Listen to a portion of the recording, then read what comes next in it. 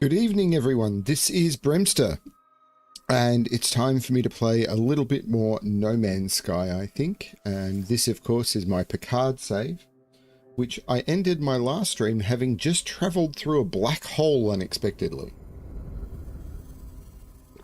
So I'm somewhere else in Isentam, and I don't know where.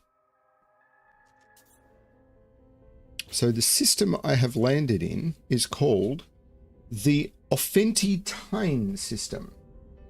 So other end of black hole in Isentam is the Offentine system. Looks amazing, doesn't it? So let's go do the normal things you do when you land in a new system.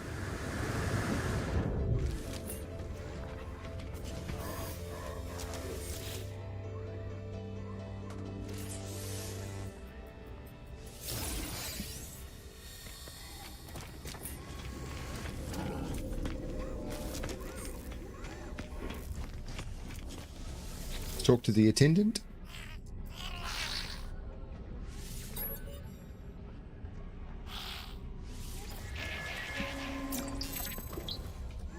I got a word from market.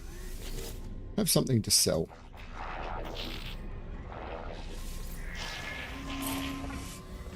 Did I install the top grade translator unit in my exosuit? I did.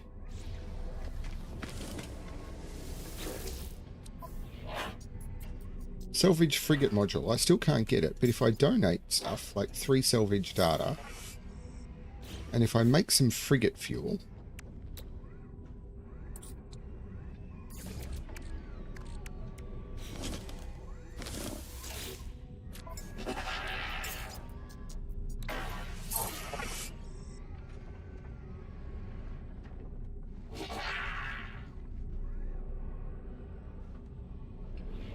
what's used to make living glass again?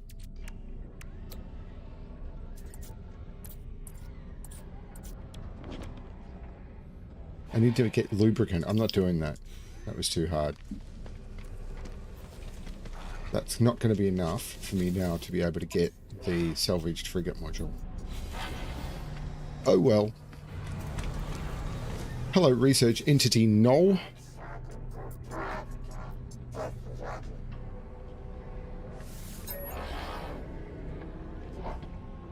Korvax symbol.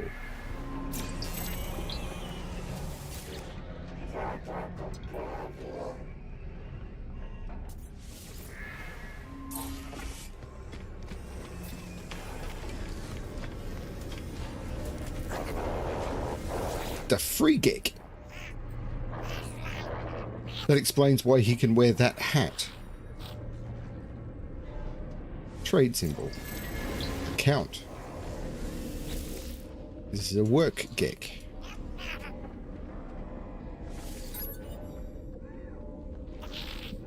Trade. Profits. This is a trader.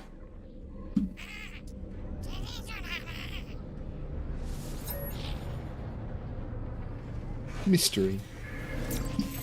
Watches. Ooh, there's a vulnerable server, which gave me a bunch of living slime. Goodbye. Lots of ships here.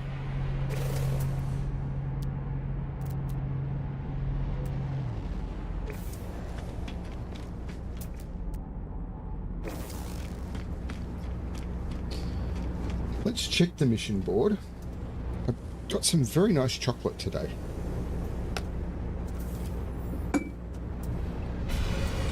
We have a very nice...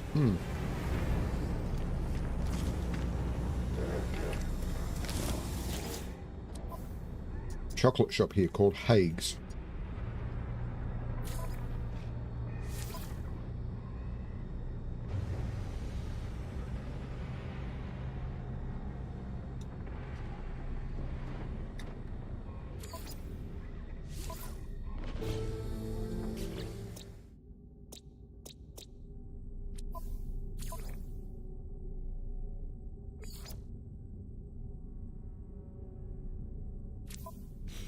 So which guild is this? It's Merchants Guild. Well, that didn't go well.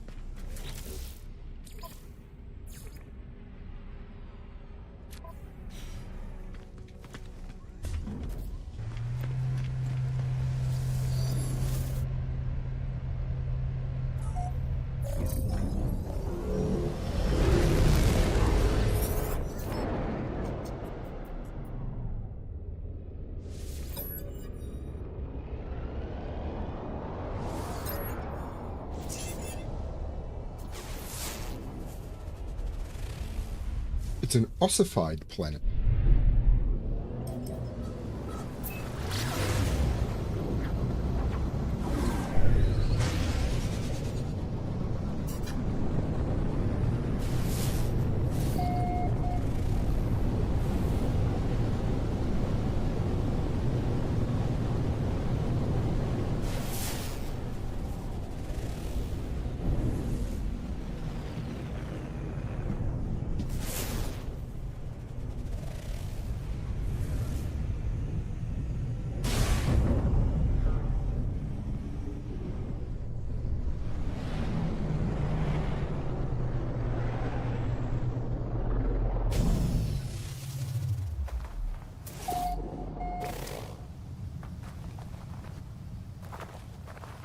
You see me 9. You see me 9. It's you see me 9. Units received. Units received. Units received. Units received.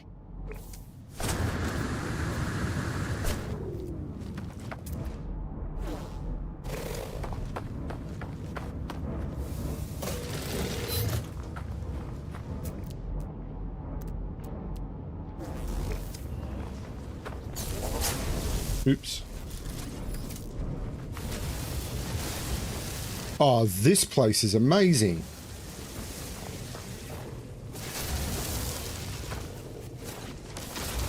This place is even better than the last one.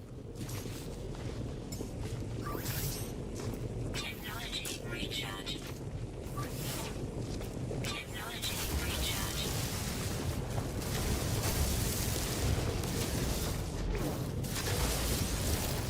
Because I'm getting all this ferrite dust, but I'm also getting a bunch of chromatic metal.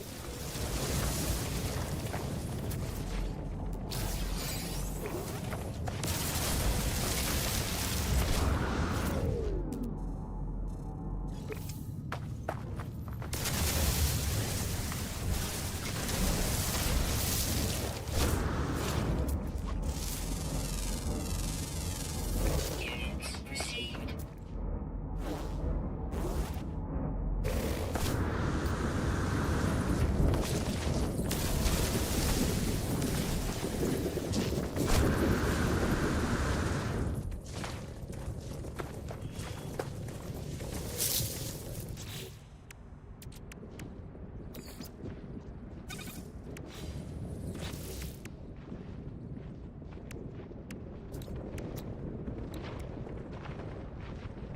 I do need to make a lubricant. Technology installed.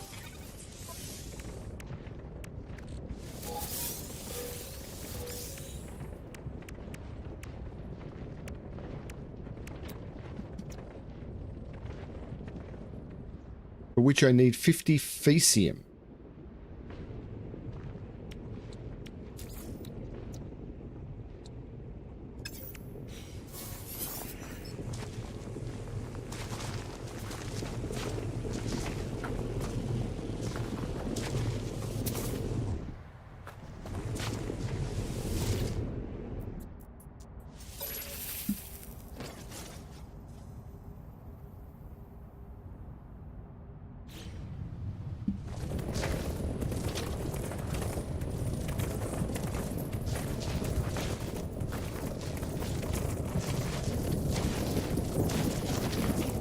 Do we think it's going to drop Fecium?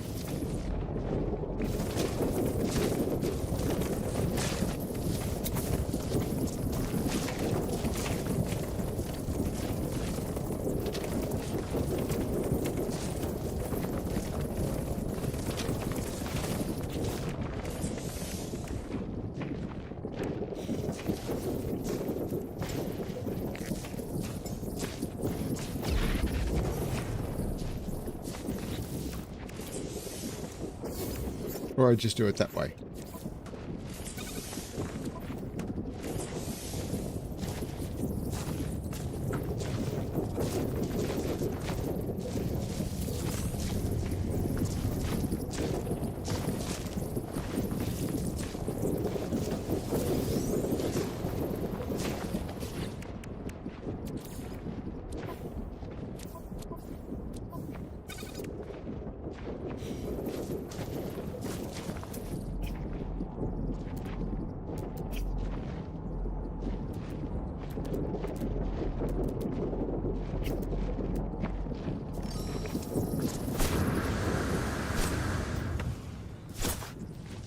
Because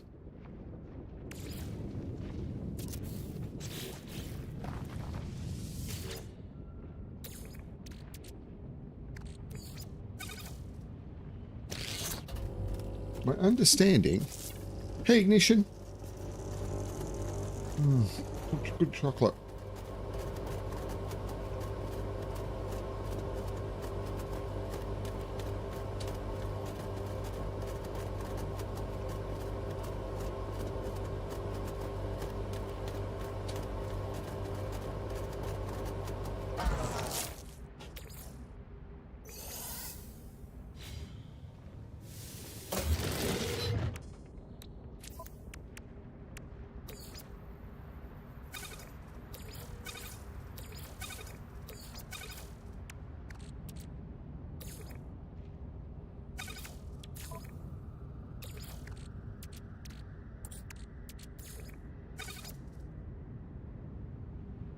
Hours of extra sprint distance.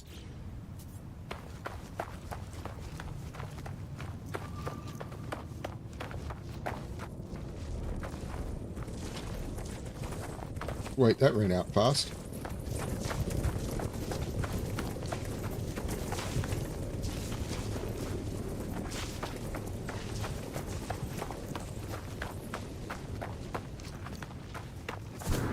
I think I'm done on this world, though.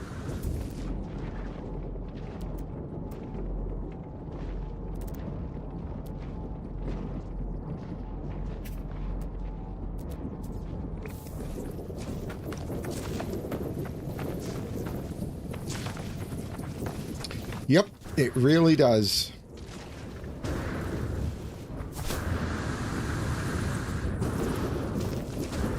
And basically every stat that can get boosted. Shield strength, scanning, jetpack power.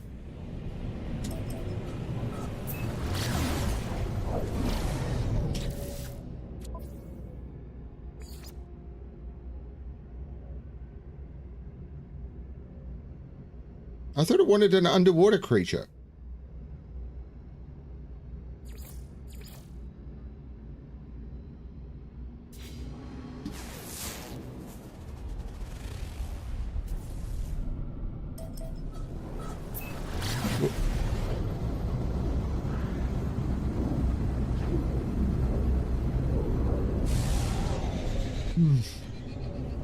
Such good chocolate.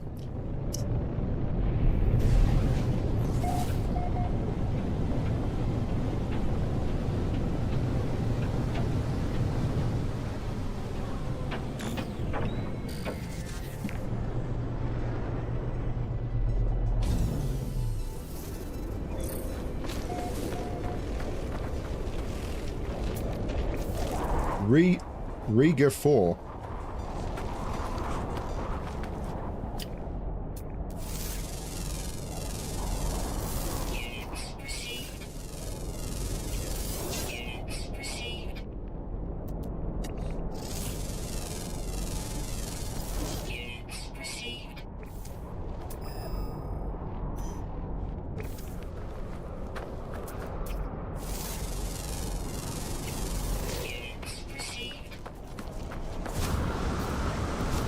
So you can get your environmental protection boosted this way.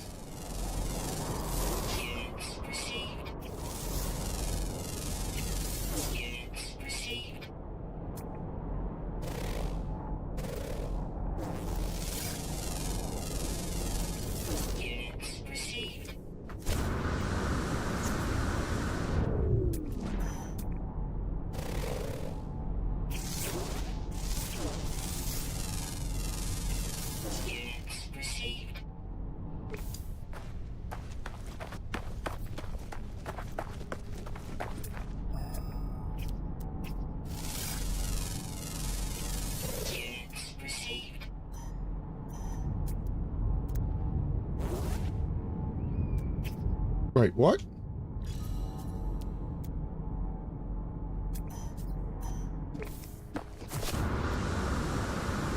What does an unknown grave give me now?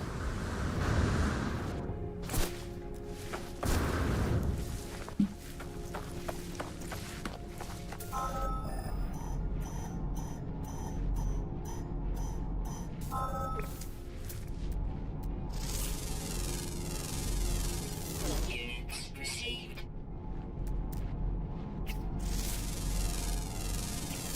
Units received. Units received. Units received. Units received. Units received.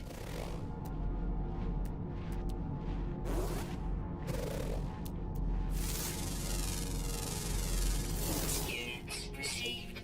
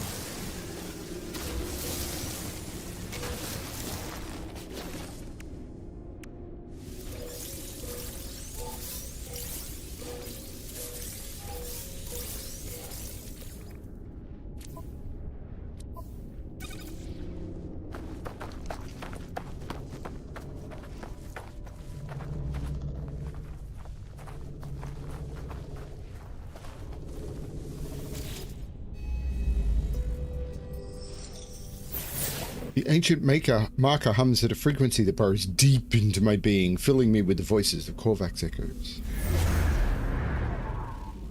And the end of my plum chocolate.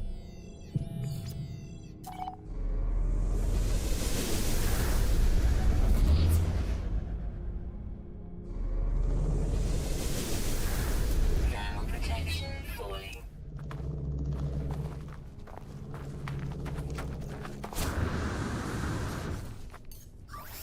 Technology recharge.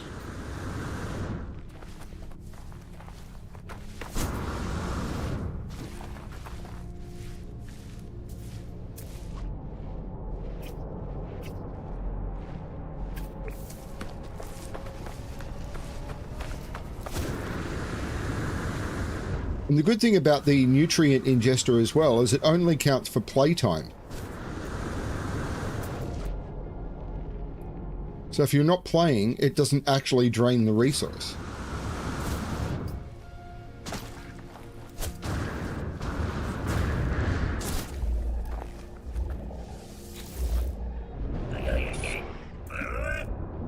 Separates us from ability to record, learn from the past.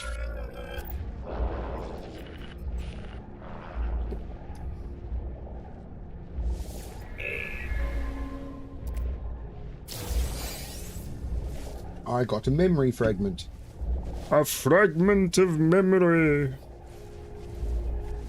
So if you find a buff that you really like and you load it up with a lot of that buff, say you want, jetpack recharge or something, and you load it up with a stack of like 1,000 or 10,000, then you'll never have to think about it again.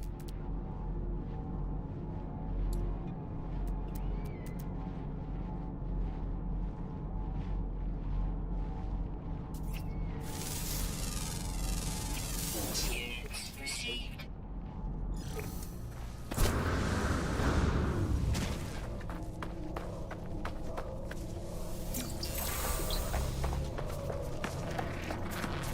And this is only one of the gentle ones.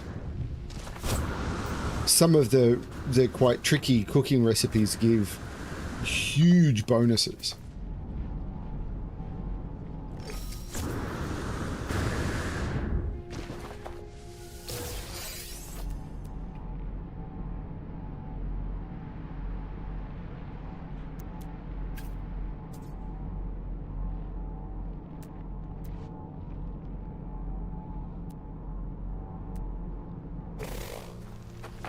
I'm prepared to do a little bit of exploring on foot. Particularly if I'm going to keep coming across unidentified materials. Units received. Let's go for the wheat.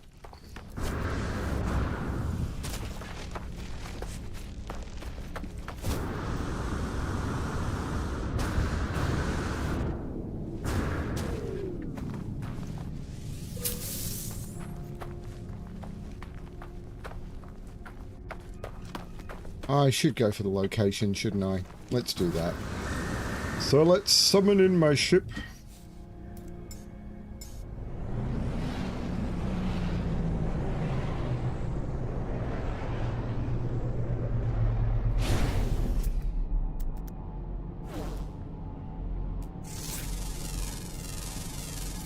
Units received.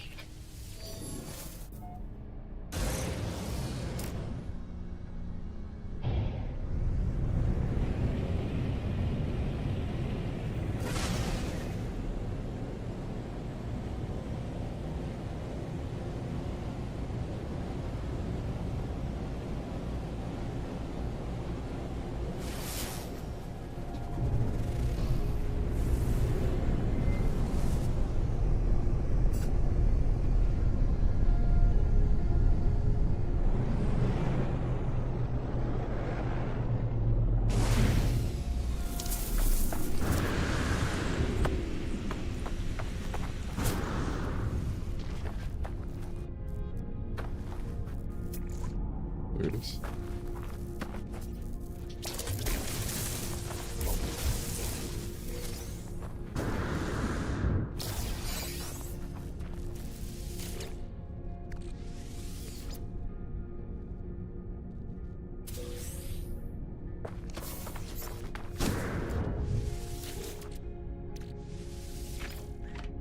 Yeah, I just wanted to play something relaxing. I think I'm going to move to a new build in Diablo, but I just wanted to play this. I was in the mood to just explore this new system somewhere else in the galaxy. Units received. Units received.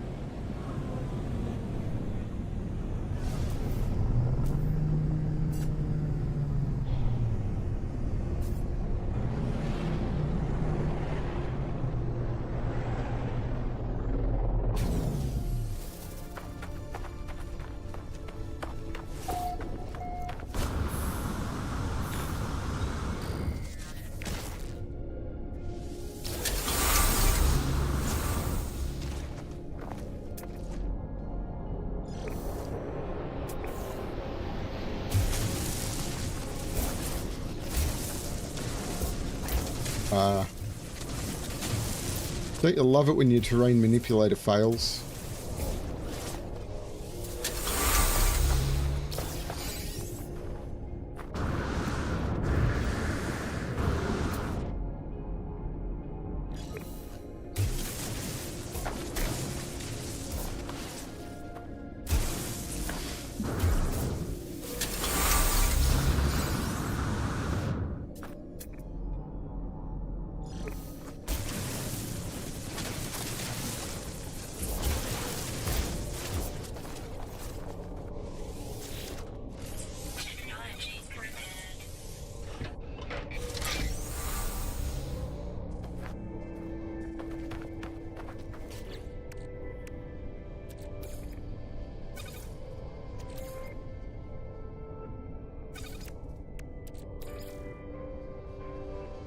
I don't know what to do with the microprocessor. Platinum goes into my starship. Marrowbulb goes into my freighter, I think. And I don't know what to do with the fiendish row. I want the other keys because I often hand them in for rep.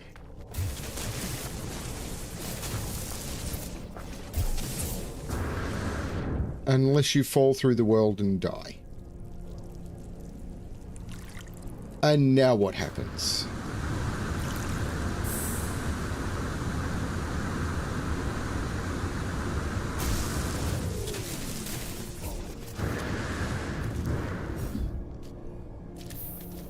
Do I want to try that again?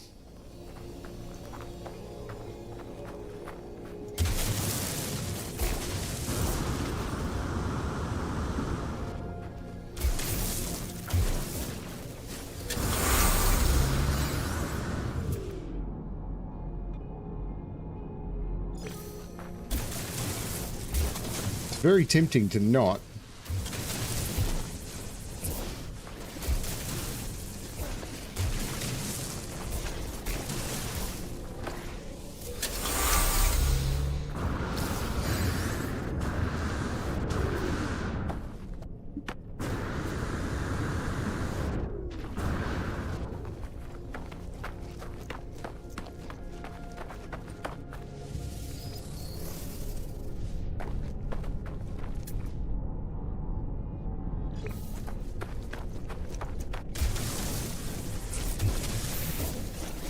Here we go.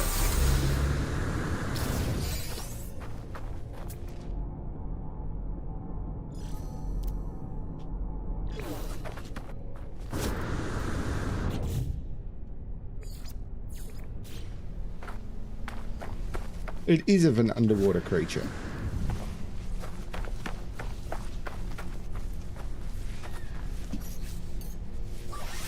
Technology recharge.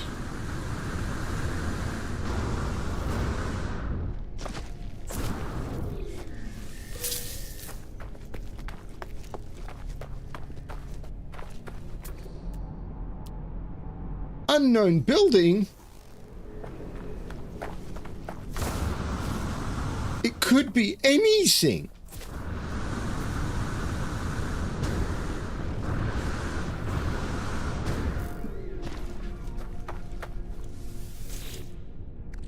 It could be a drop pod.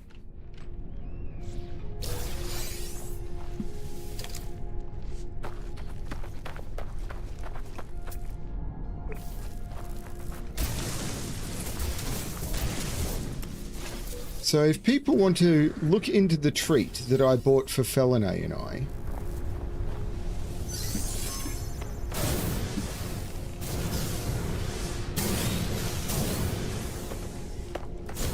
well, that's kind of pointless.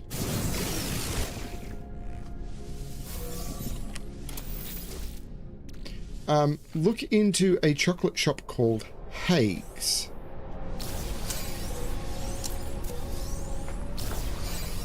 Haighs.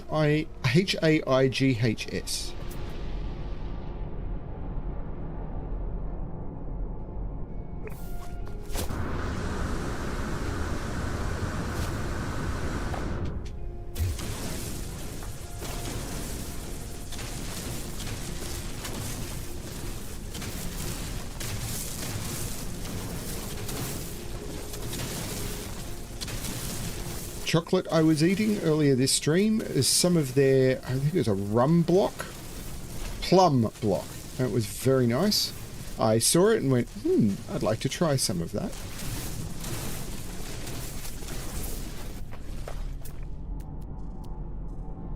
I bought Felinay some of their milk coffee buttons and some of their peppermint buttons. The Haigh's buttons are amazing. They're kind of the nicest way I know to buy chocolate. Close. Because they're just little, like, buttons of chocolate And the chocolate quality is amazing.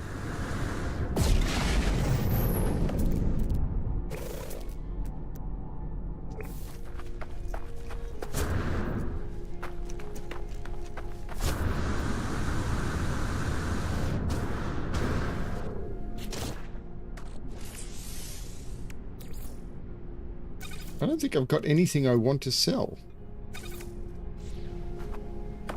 Maybe you've got something I want to buy.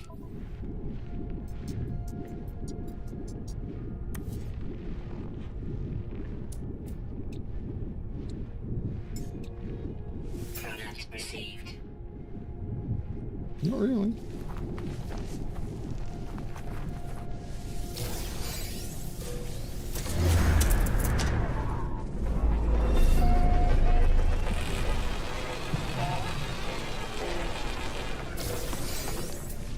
So for people who follow, which I think is Keith at this point, the Sudoku channel, what have you been thinking of the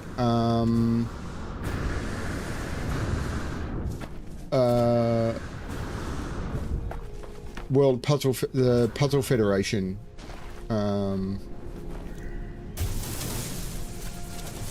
series, and the idea, because there's like 10 years of those packs, so there's like 80 of them.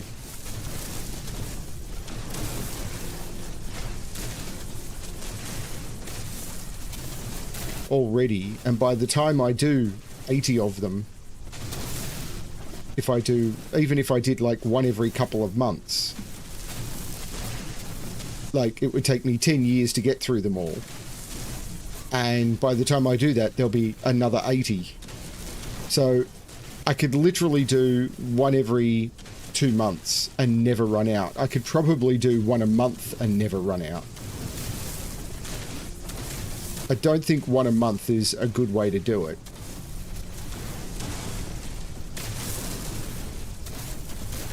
Because it's a couple of weeks of content. I don't know. Oh, hey Eric.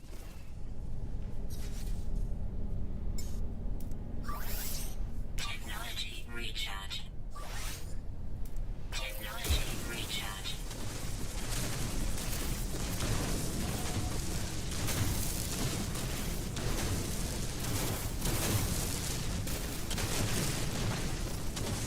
Well, the variants will come, and the cool thing about it is I provide a link, so if people turn around and say, well, you're only doing one a month, I want to see more of the puzzles, they're all there. Like, you can see, like, I'm providing a link to every puzzle they've ever released. All I'm doing is, like, providing my solves of them. It's not as if I'm, like, saying, well, I'm only going to drip feed you the puzzles. I mean, the next pack I release is going to be... I mean, I've been trying to decide, do I do them in order? I mean, my ordered brain makes me think that I probably should, but maybe I should mix it up so people never know which pack is coming next.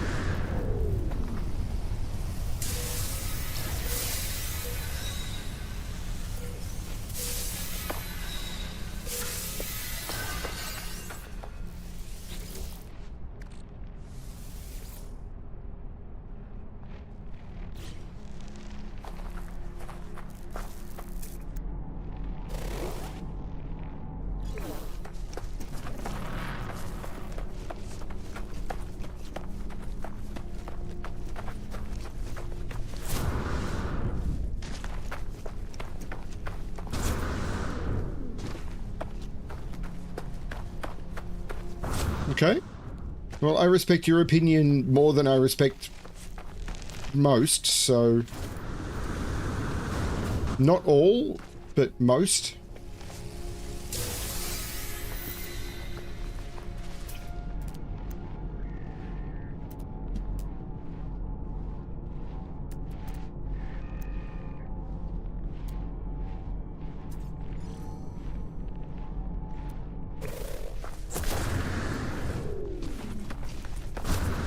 Okay. Well, I'll keep doing them in order. I thought the idea to mix them up between and present them in different, so that rather than do them in the order they are in the pack, do them in possibly difficulty order. So some of the classics do come at the end because some of the classics are some of the harder puzzles. Might be an interesting one, or possibly just sort of mix it up so that there's a classic and then a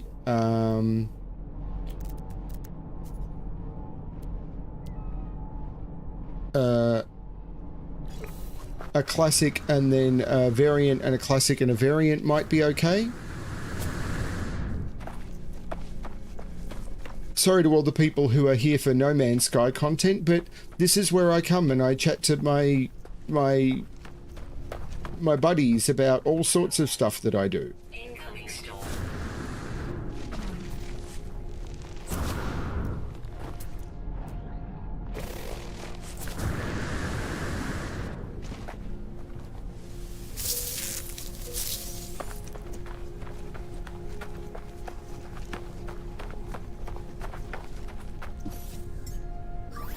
Technology recharge. Oops. Well, that was dumb, wasn't it?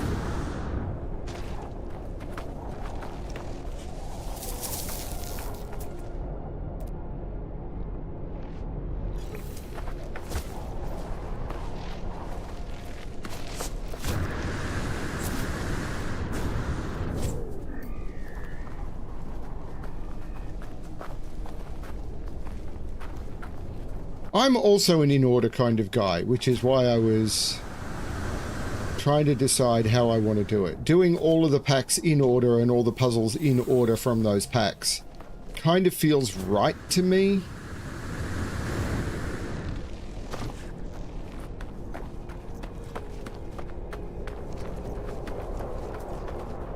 There's also part of me that thinks at some point I'll probably end up going back and doing the rest of the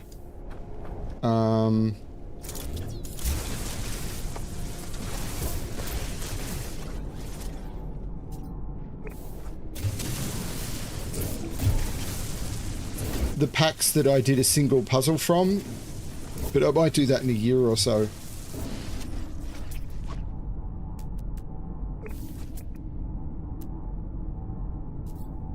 Did I kill the animal? I can't have. No, it's there. Hello, you. Units received.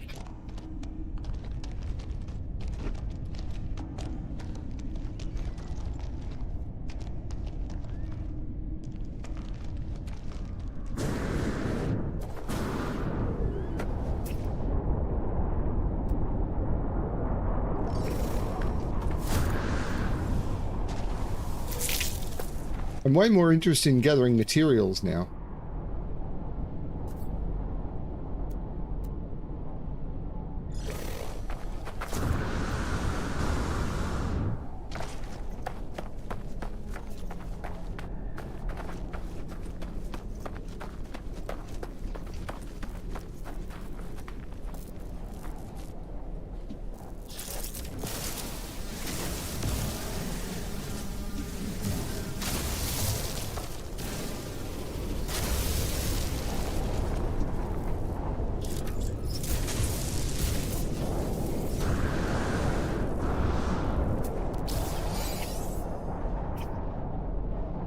Ancient plaque. That's a long way away. Storm clearing.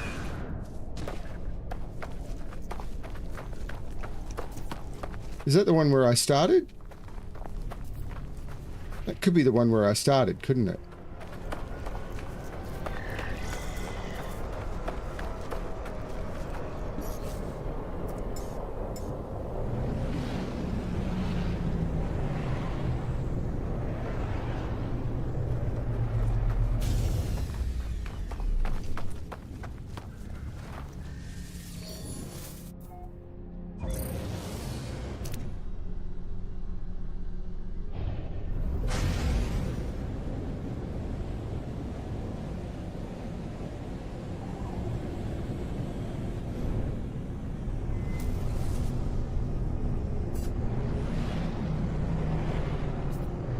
This could be the one where I started.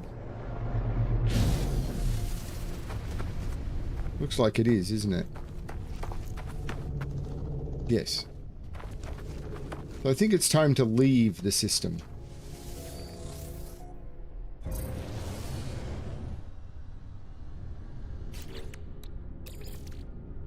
Technology recharge.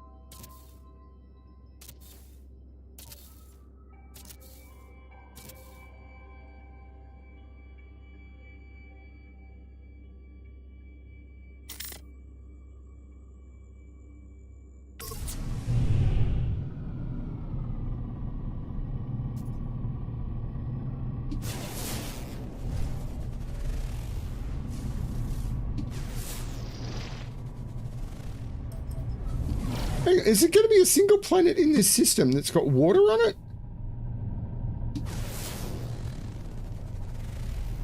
Yes.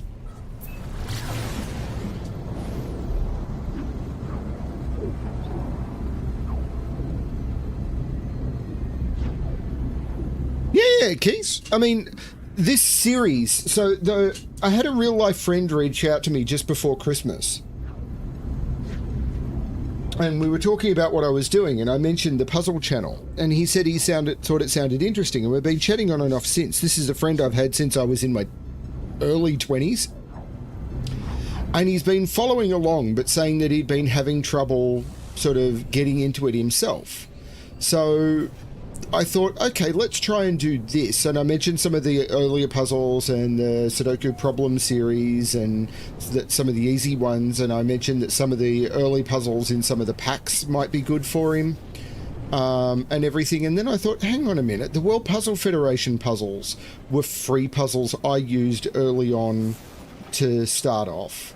And I thought, hang on, if I do this series and I do explanations of the puzzles that I did to get myself started, I can point him at those. Seriously, Ignition, there is no pressure from me or us.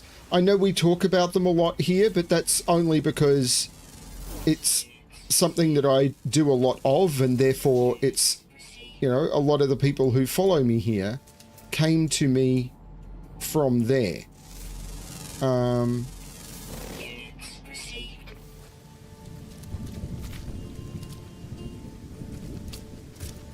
As I said, it's sometimes a bit weird. I wonder how many people come here for the gaming and then go, what are they talking about? And then unsubscribe. If they're not up, I mean, people who jump in here should feel free to try and sort of steer the conversation to anything that they're vaguely interested in. That's the way this channel works. If it's a topic that I'm not actively interested in, but the rest of you are, chat away. You've seen me do it. I've let you guys talk about things that's like, yeah, this ain't my bag. And I let you guys chat for as long as you damn well want. If you guys seem to be enjoying the conversation. If people jump in and want to talk about things that I'm uncomfortable with being in chat, I'll say right now, politics and religion, not really interested in the potential vitriol that they can cause as I don't want the fights. Yeah. Am I particularly political in my opinions? Oh, yes. Do I want to drag a lot of it in here? No.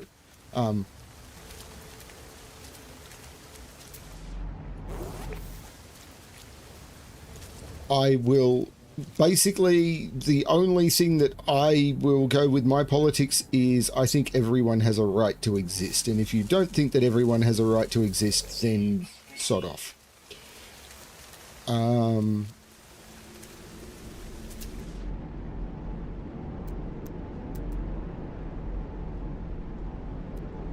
I like talking to people who disagree with me. I better, because most people do disagree with me.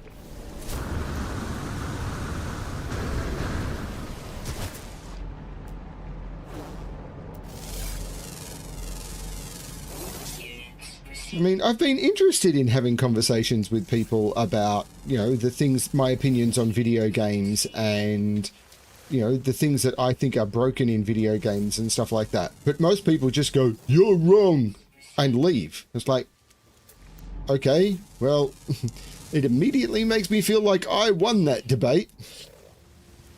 Like,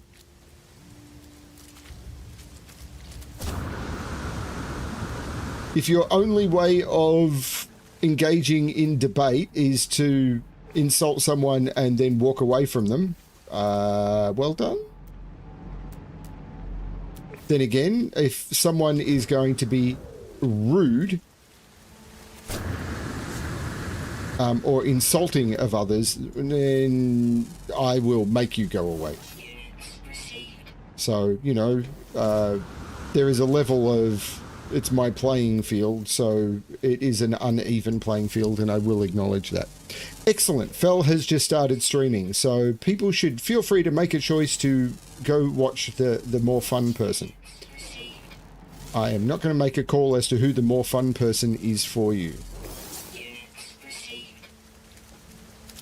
You're all moderators, so you should always feel free here to post a link to Felonay's stream if you wish to when you say something like that. I have no problem with that whatsoever.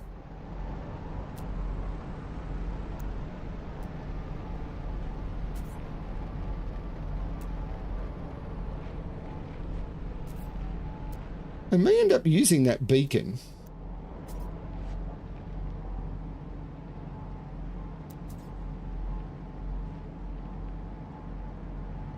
Just to get sent to a different location on the planet. I would have thought a marshy planet might have water on it.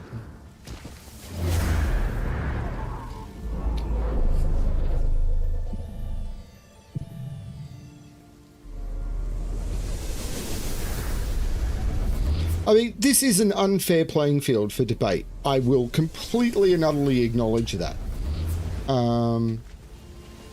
Absolutely it is.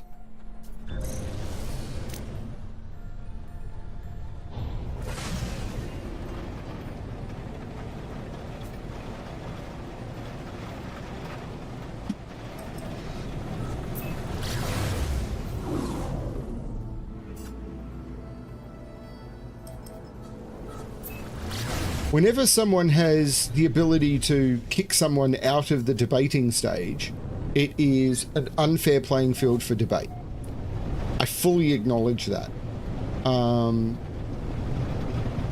But I feel that I am mostly fair.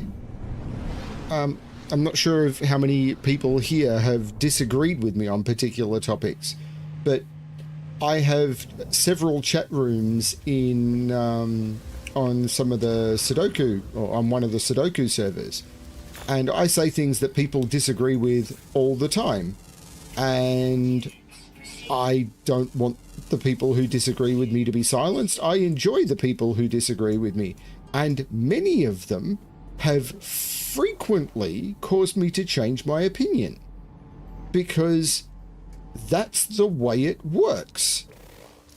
It's like, I never thought of that. I learned something new, and therefore I need to reconsider my belief.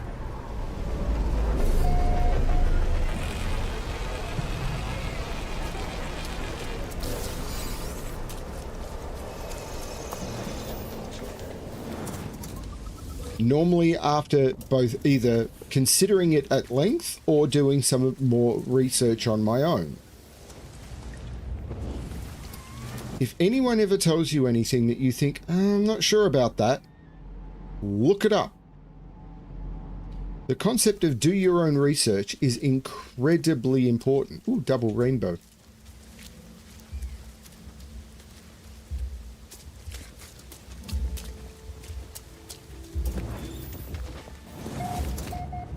Hello, physicist entity something. Hot Yawny. Oh, come on. It's only one letter off. He could have been hot and horny. Good Devoso unknown lifeform. Please assist neural escape. The Korvax convergent think me dangerous.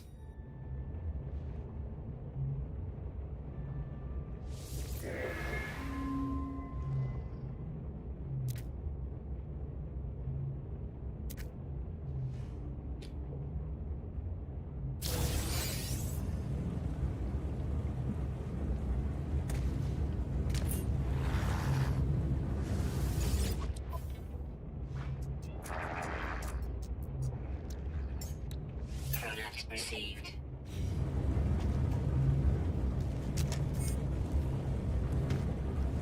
Wait, I visited him. What? I think my reality just got confused.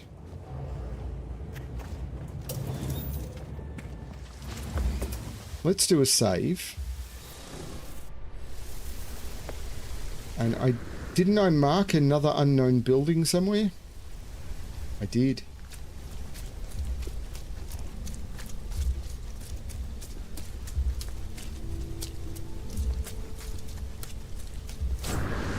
I don't know about that ignition. Hugh Grant's funny.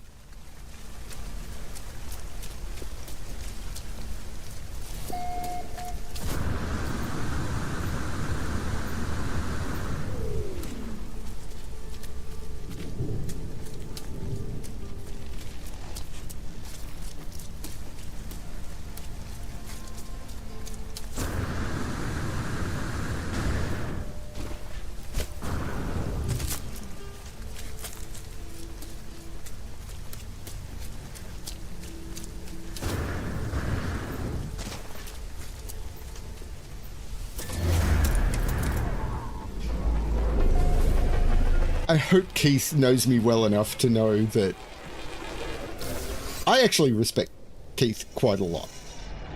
Like, quite a lot. Units received. I would hope if he thinks that I didn't, he would not keep coming back. Like, if he didn't think that I respected him quite a lot, or if he thought I wasn't genuine in that statement, I would hope Keith would tell me to go shove it. And this is why I have no problems with people who don't agree with me or anything like that, like unsubbing and never coming back. It's like, I'm fine with that. I actually think that spending time around people who don't agree with you is a great way to learn stuff.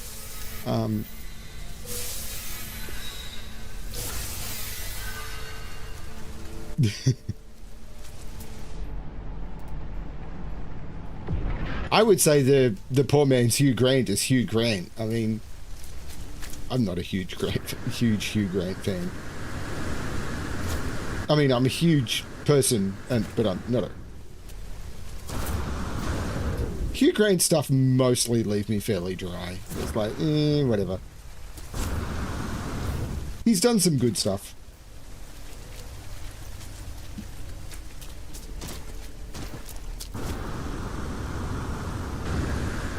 I just can't think of any right now.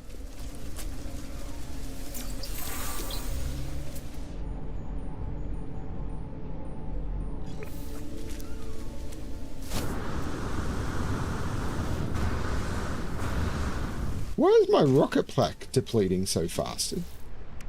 What's going on? Is some of it broken?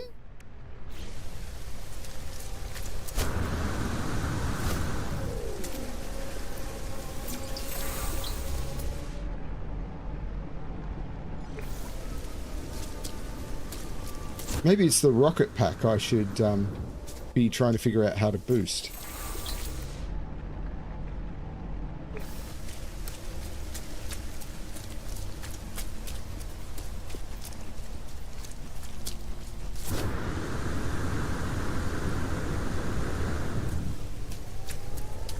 I mean, Hugh Grant's done some funny stuff, I will admit. I just can't remember any of it right now.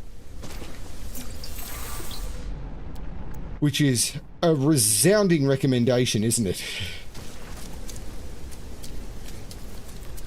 Now, Richard E. Grant. Now, he's done a lot of stuff that I love. Maybe there's no water in this system.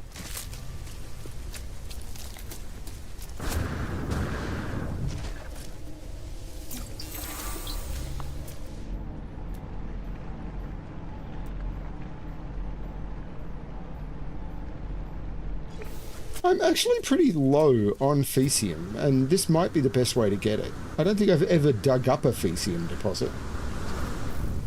Septic tank of the world.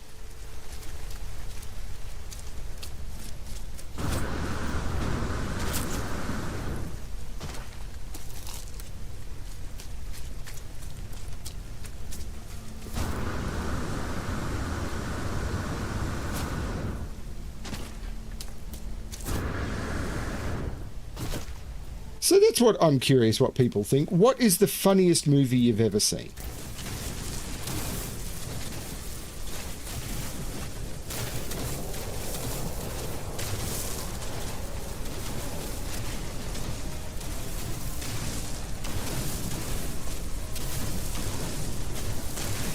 Let's talk comedy movies this stream.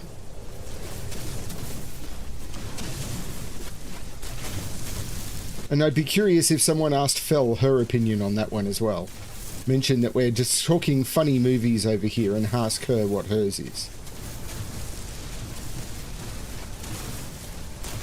I think I know what she's going to answer, but...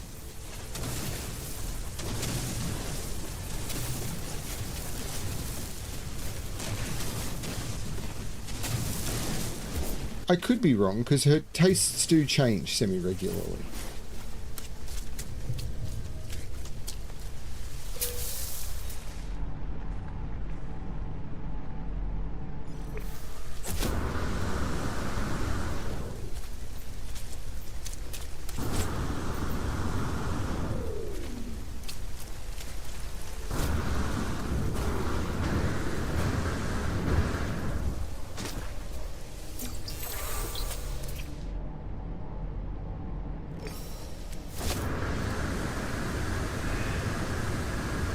Really? Wow. Okay. I remember watching it once, thinking it was mildly amusing and deciding I never needed to watch it again. Again, please understand, I'm not judging. Like, if you found absolute joy in that movie, then I am incredibly happy for you. I didn't. But that's okay. Like, one person not finding joy in your thing isn't a bad thing. Like, as I said, I know people who watched Hamilton and went, not for me. Great. I mean, not great, but that's fine. I think I find I find American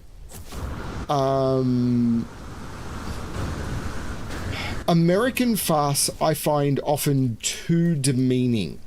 Like, it is often...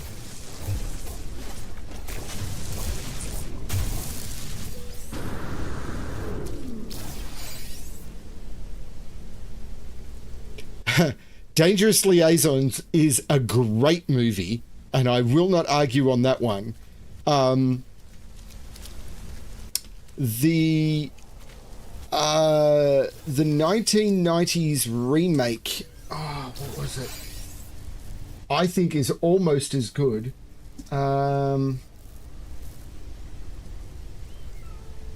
It's the high school version, Cruel Intentions. First of all, Cruel Intentions has an amazing soundtrack, and I think Cruel Intentions is just beautifully done. I love Cruel Intentions.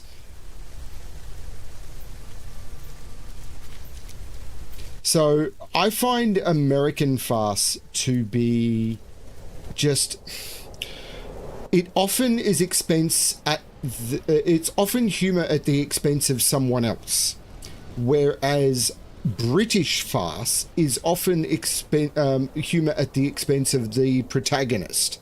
So the protagonist is often, in American farce is often demeaning and picks on other people, whereas British farce is often, the protagonist is often the butt of the joke and they put themselves into the terrible situation, whereas American farce is very much a case of the protagonist encounters other people who are supposedly the bringer of the humor, and it brings the wrong feeling. There's this superiority complex with American farce that I just don't like. Now, don't get me wrong, I enjoyed The Hangover. I just thought, yeah, it's funny once, and now there are some American movies that do it well. Adventures in Babysitting is really good. It is really, really good. It is a movie that has dated badly, unfortunately, because of many of those reasons. Some of the humor in Adventures in Babysitting is kind of, oh yeah, ow, that's poor. That's quite poor. But I really enjoyed Adventures in Babysitting. I mean, Elizabeth Shue.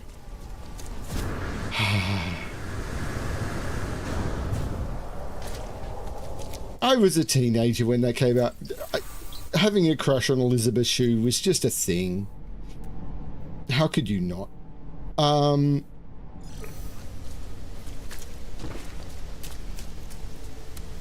My most seen in theatre movie is Rocky Horror Picture Show.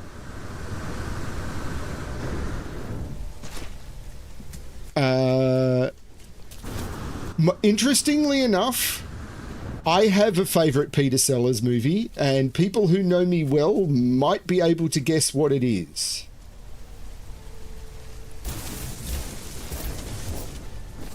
I may have mentioned it before.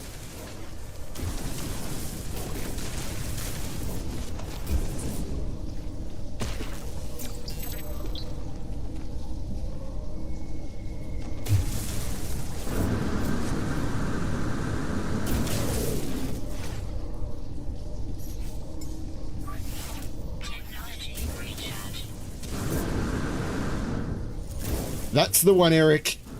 Being There is a movie of absolute brilliance.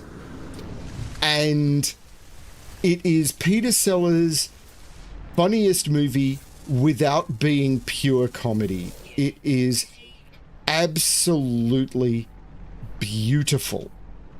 Don't get me wrong. Dr. Strangelove, or How I Learned to Stop Worrying and Love the Bomb, brilliant.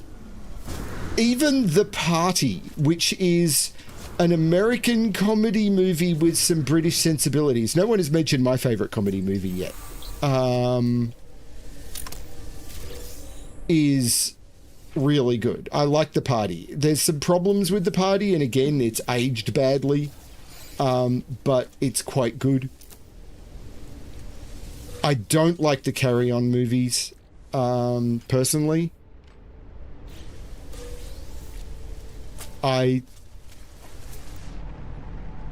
Yeah.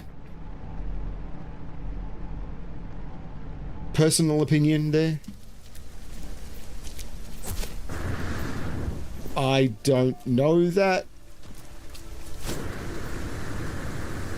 So, I think the funniest movie I have ever seen,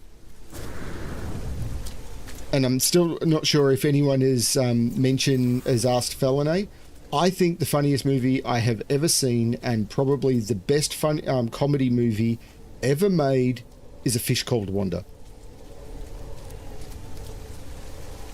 Oh, you're talking about The Exorcist. There's no S at the end of it.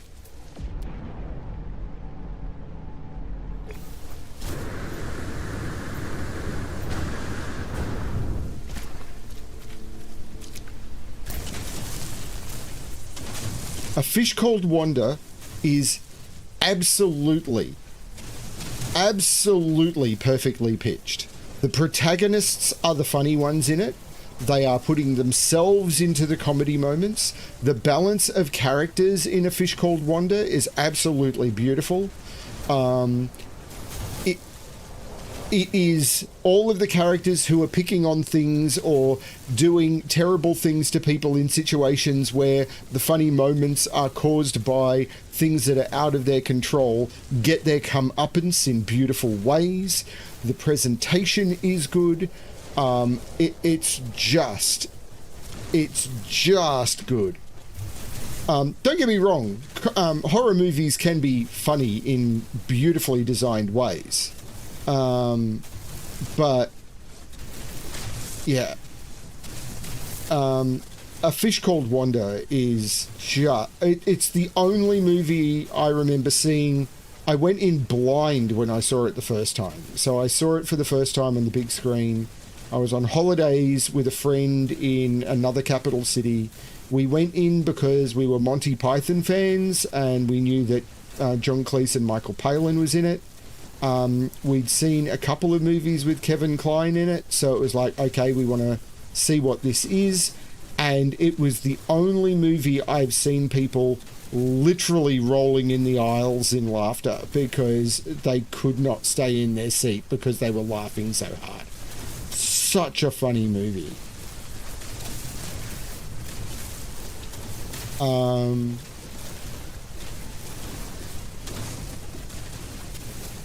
Now, I will admit, I think Michael Palin's performance is one of the weakest in the movie, but beautiful presentation. And John Cleese was basically being John Cleese. But again, I think it's still one of his strongest performances. What the? See, they don't have a... Oh, they do have a red dot. That's the first worm I've seen on this planet. It's probably time for me to move on from this world.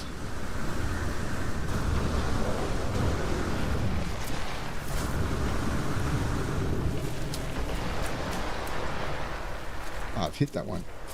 Yeah, I think it's time for me to move on.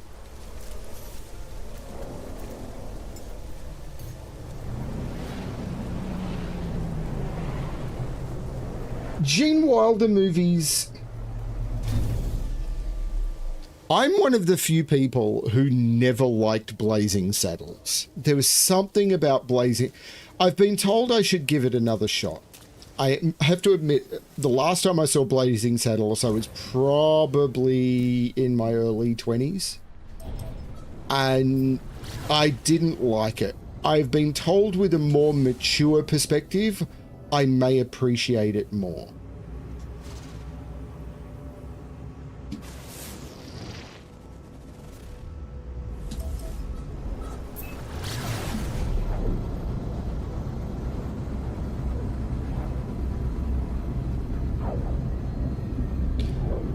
Some of the Wilder prior movies were good. I vaguely remember Silver Streak. I remember seeing a couple of them and really enjoying them. I mean, Gene Wilder will... he's got one definitive role in his career, unfortunately.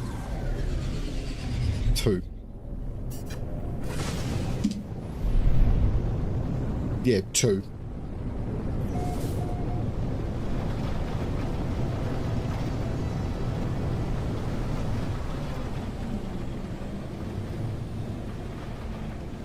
Is there going to be water on this planet?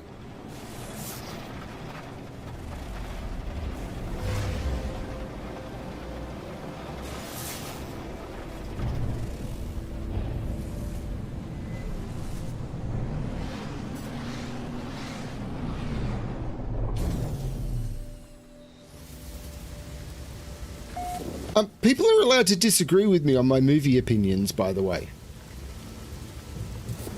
This is what I was talking about. People don't have to like the movies that I like, and they're allowed to... I've got the advantage of I'm not limited by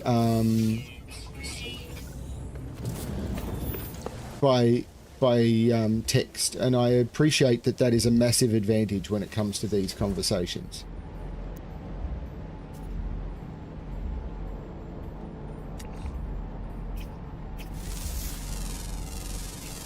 Units received.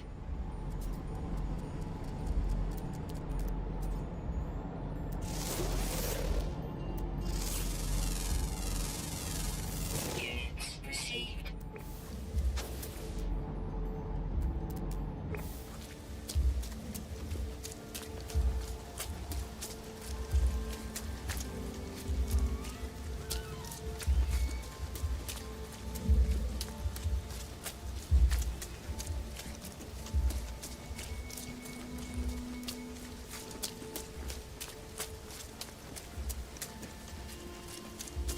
So some other comedy movies.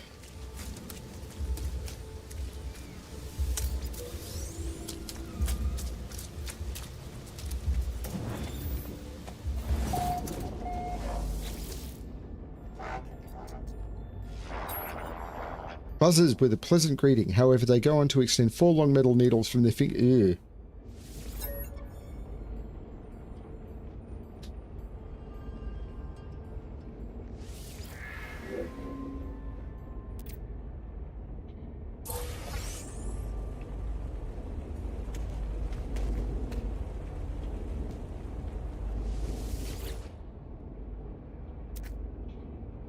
Must be an error. Life support calibrated for biological life forms. 8653, 8653. I need to start with a 6. So 6538. Well, that's not helpful. Have I completely killed the conversation somehow? What did I say that killed the conversation? I haven't seen Ishtar in a long time. Hello, world.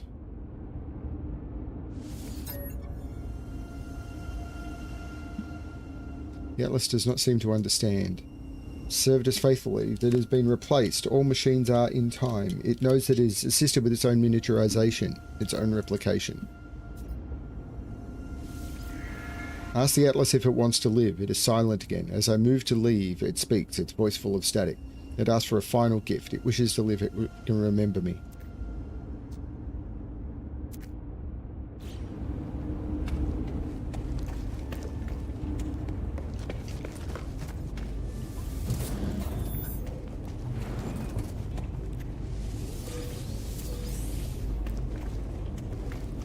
Lots of carbon, but I don't know that I need carbon at the moment.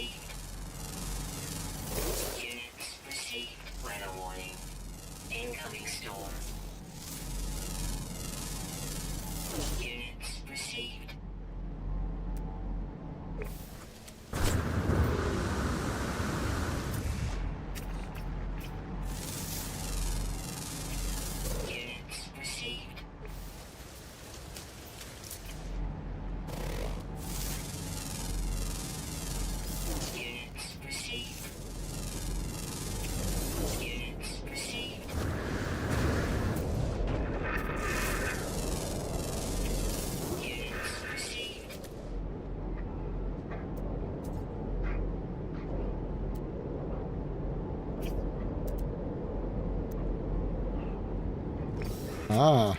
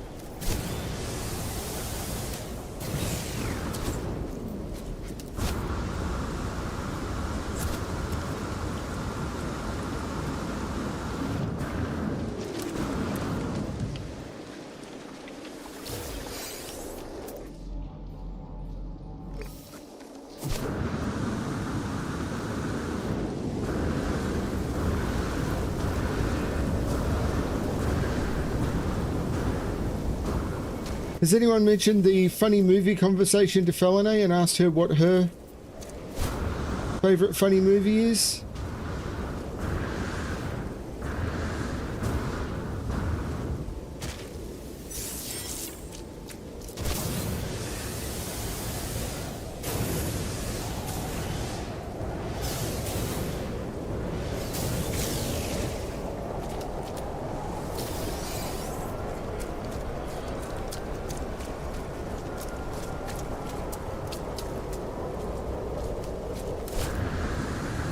In the category for the best adventure movie or best sort of romp movie ever made, Raiders of the Lost Ark has to be up there.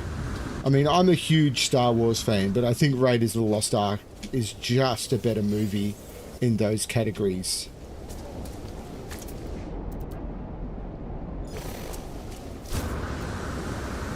It's just a great movie.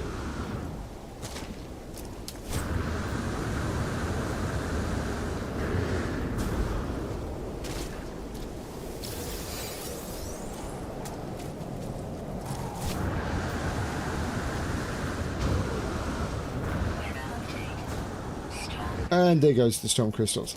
Yeah, I've never been too much of a fan of Dirty Dancing. Flashdance was one that I really enjoyed. I'm not sure why I got more into Flashdance than, Units received.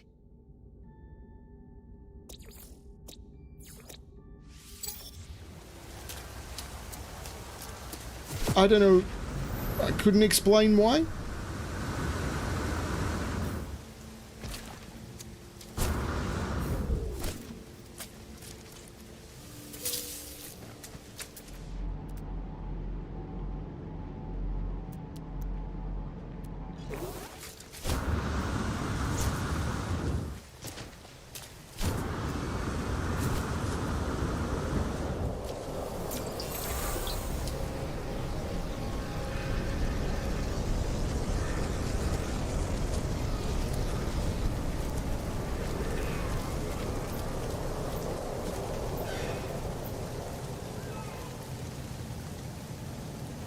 Avocado?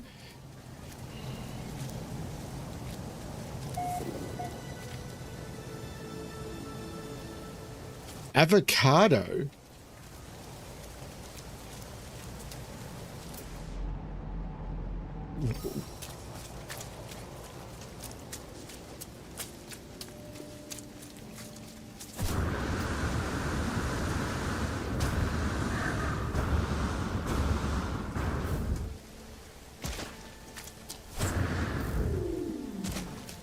Avocado?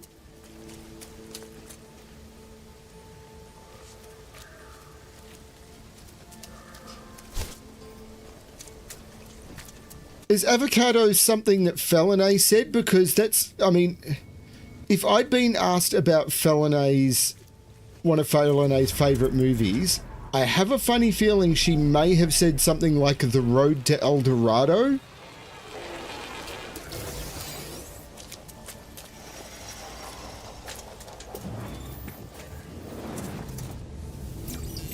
Because if I'd been asked to list Felinay's 3 favourite funny movies, The Road to El Dorado probably would have been in my number 3 slot for her.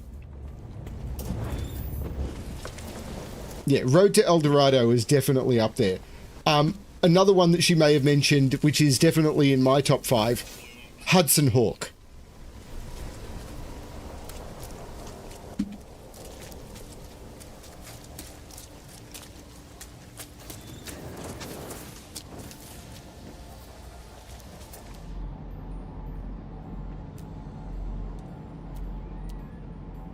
What was I doing here?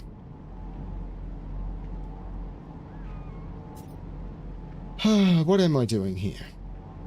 I'm going this way and seeing if I find anything.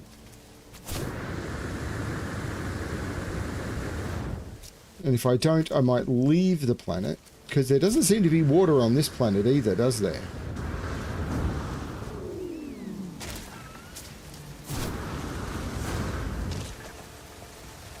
Yeah, Road to El Dorado is definitely up there. That's such a great movie. You fight like my sister. I fought your sister. That's a compliment.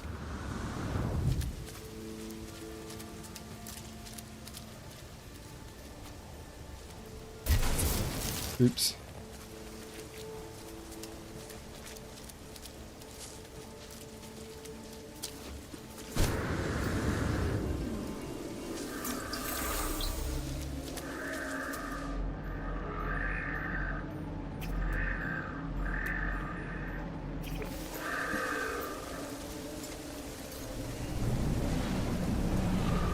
Two percenters says we don't make it. Well, it's not a pry bar. Road to El Dorado is such a great movie.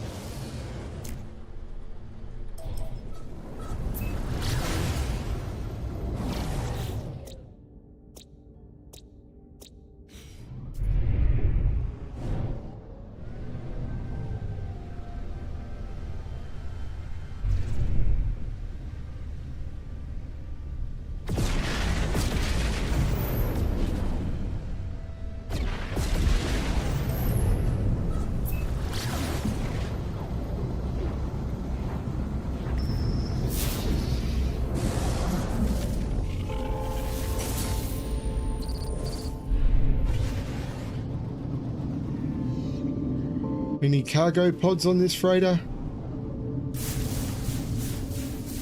Doesn't look like it, does it?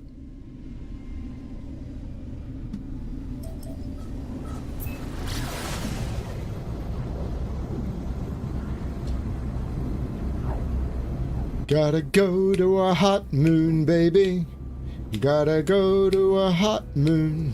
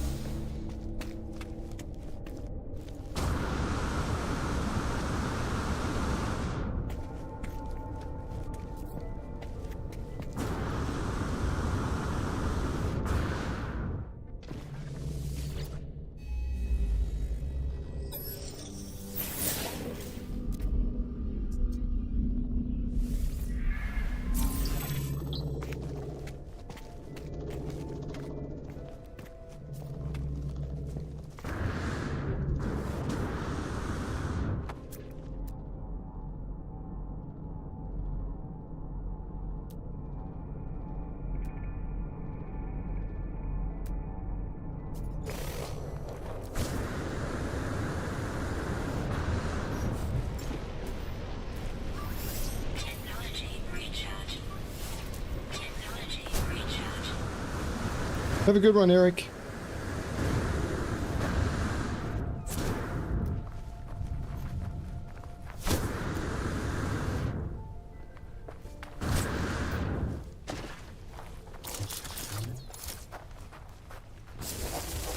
Oops.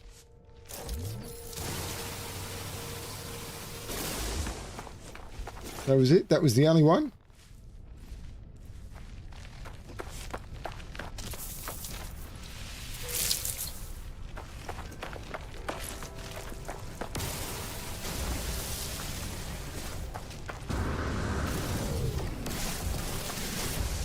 Oh, crap.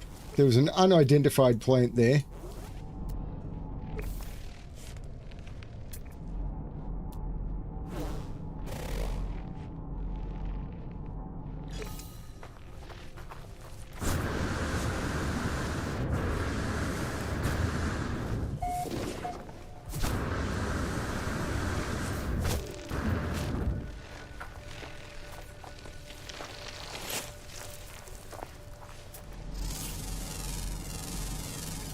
Units received.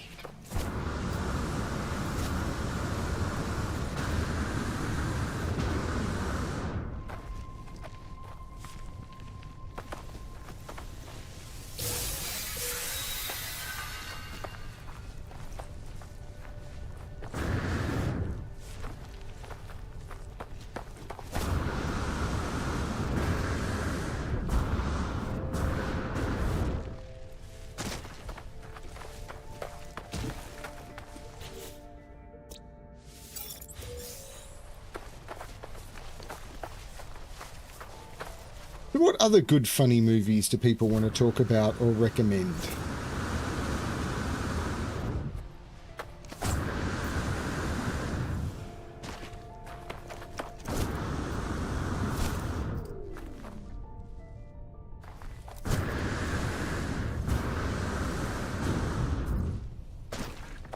And please, Ignition, please, I mean, me saying that I'm not a fan of The Hangover doesn't mean that you've got bad taste or anything. It just means we didn't like the same movie. Most people hate Hudson Hawk.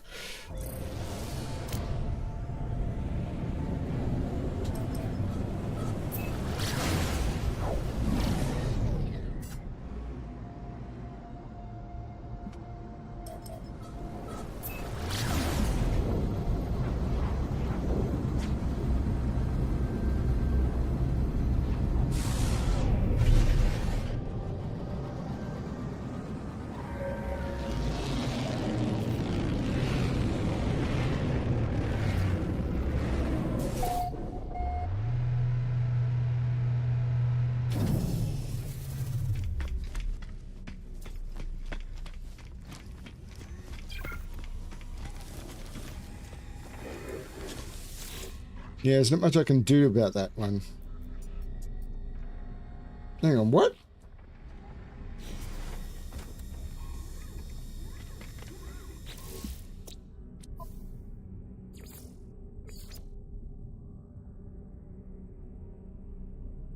Oh, crikey. I didn't go to the trade terminal. I'm an idiot. How sweet to be an idiot.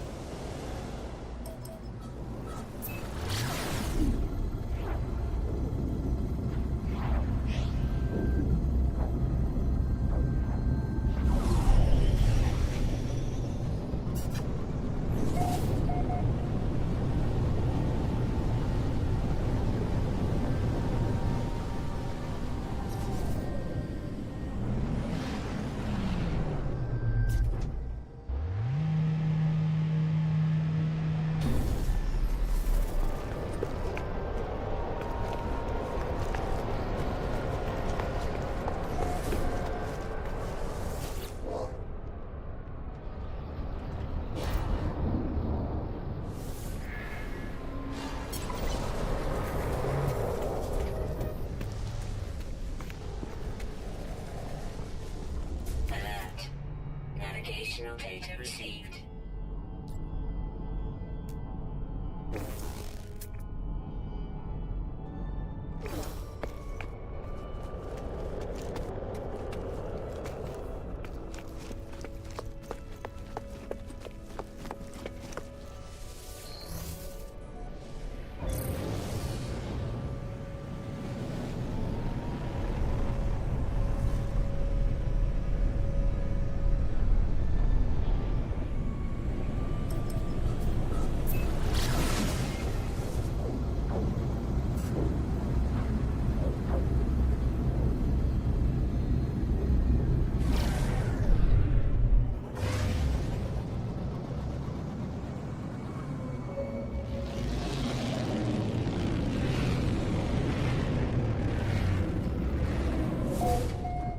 Yeah, there's a lot of good musicals. I got another one. I'm going to go see Avenue Q again. That's a very funny musical.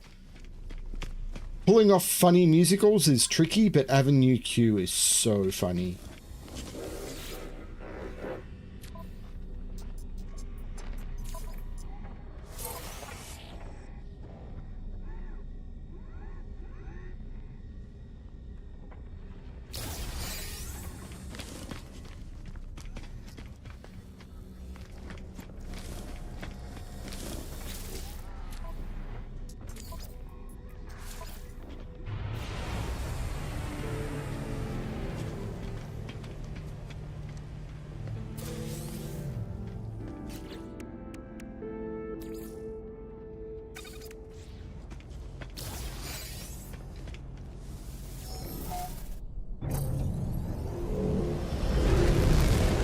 So we can talk about more movies or stuff. They don't have to be comedies.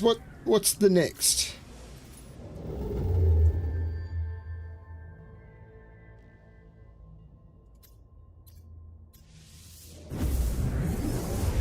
Caramelizing.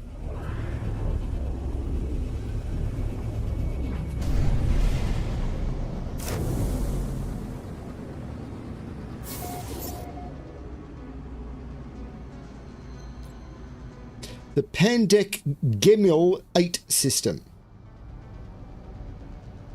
Hostile scan detected. What sort of system is this?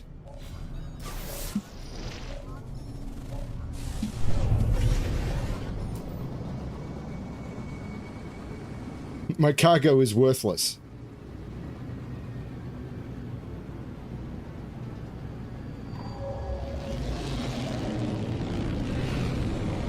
No, it's just a normal system.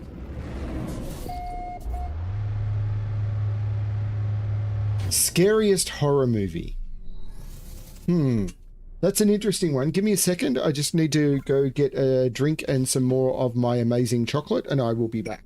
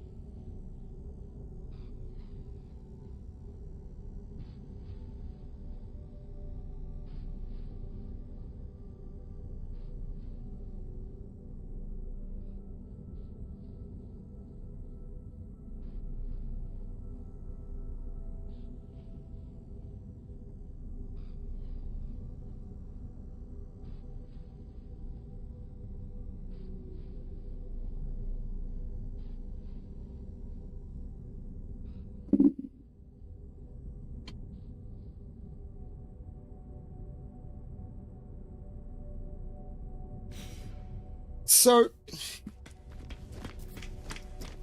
I want to clarify the question. Do you mean scariest movies in the horror genre, or do you mean movies which, if you explore the theme of the movie, the concept turns into the scariest concept that you can come up with, that have the scariest premise within the movie? Like, are you talking about movies that make you in the movie go, ah, or are you talking about movies that the actual experience of the movie or the on contemplation, the movie will make you like feel actual emotional dread?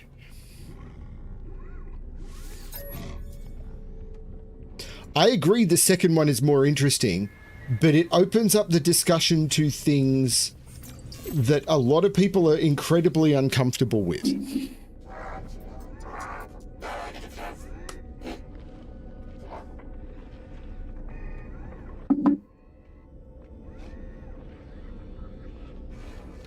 I would agree. 7 is probably up there close to my top candidate. In fact, in the horror genre and in the standard psychological twist, I would say 7 is a very, very good candidate.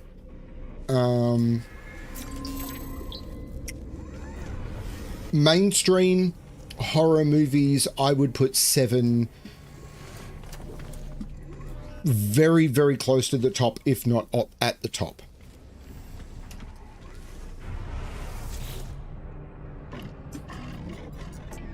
I'm not sure whether Keith is someone who actually is interested in horror movies. I don't know who else is watching.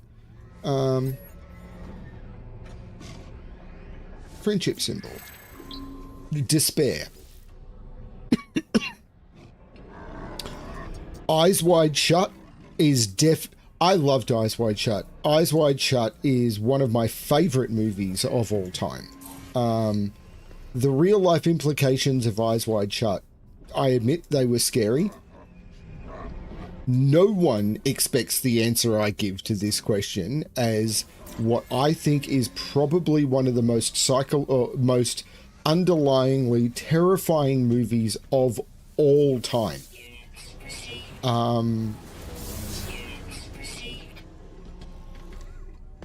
Yeah, it's definitely Tom Cruise's best movie.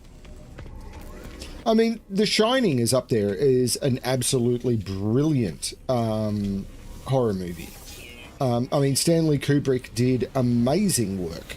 I think, to a degree, Clockwork Orange is a really good comedy movie, as well as being a really good horror movie.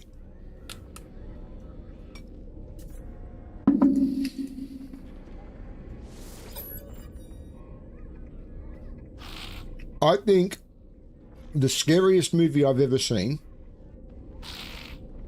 is not in the horror genre, and most people wouldn't even consider it to be even vaguely scary. And I consider it to be the most terrifying movie I've ever seen in my life.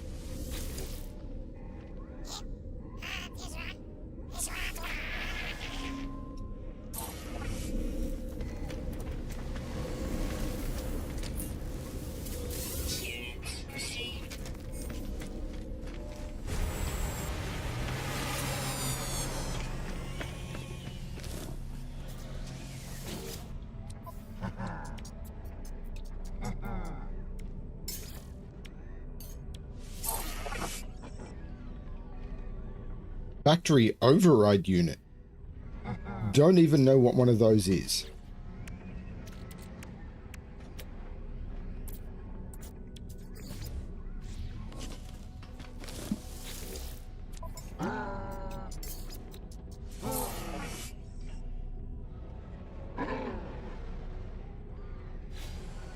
Why does it not say maximum donations received? Could I donate more?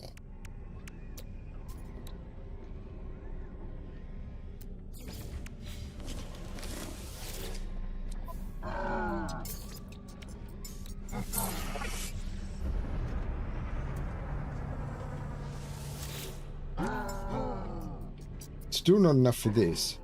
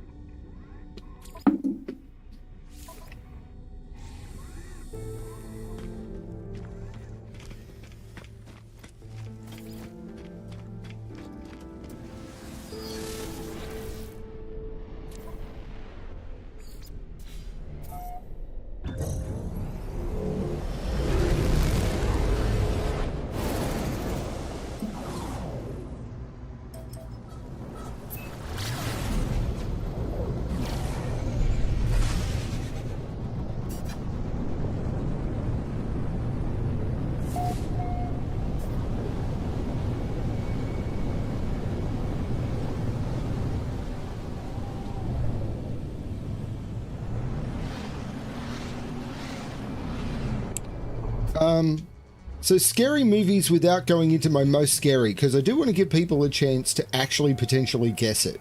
Although I don't think any of you have a chance.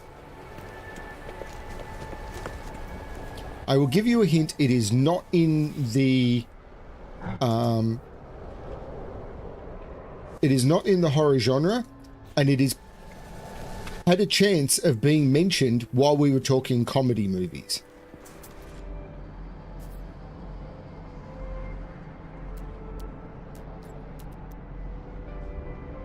Because many people consider it to be one of the funniest movies of all time.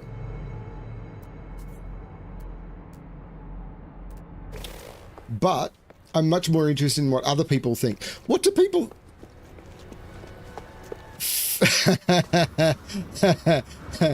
Yeah, Felinae does know this one, so whether she remembers or not, because it's not a conversation we've had for a long time. But Felinae is incredibly clever. I mean, you're not too wrong with Seven. I mean, Seven is up there, but that's not even in the same genre. I think Seven is a beautiful movie, by the way. I think Seven is just stunningly good.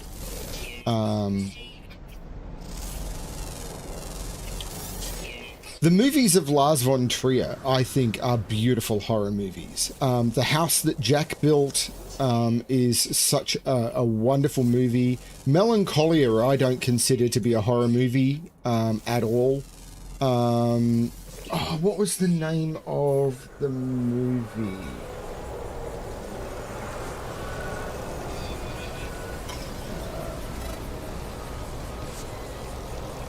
Dancer in the Dark is... It's kind of a horror musical, and is... There's... It's a musical movie. It's the only movie that I'm aware of that Bjork has starred in. She's the actual main... plays the main character. And it is something to behold. Like, it is... And it's kind of a horror movie. Sort of. It's kind of hard to explain.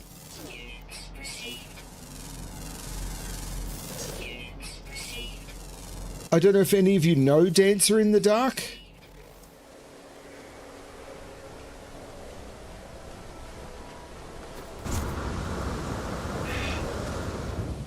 But it's got some incredibly powerful concepts in it.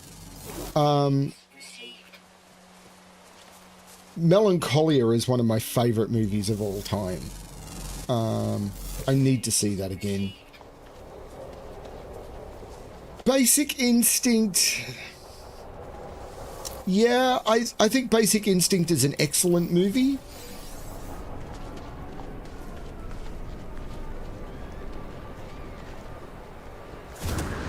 I mean, Gone Girl is an excellent example of a non-standard horror movie. I'm a big fan of sci-fi horror. Things like Alien, I think, are underrated horror movies. I'm a big fan of Alien 3. I think that movie has got some beautiful concepts in it that most people underrate. I think Event Horizon is a really good movie that, again, is ridiculously underrated.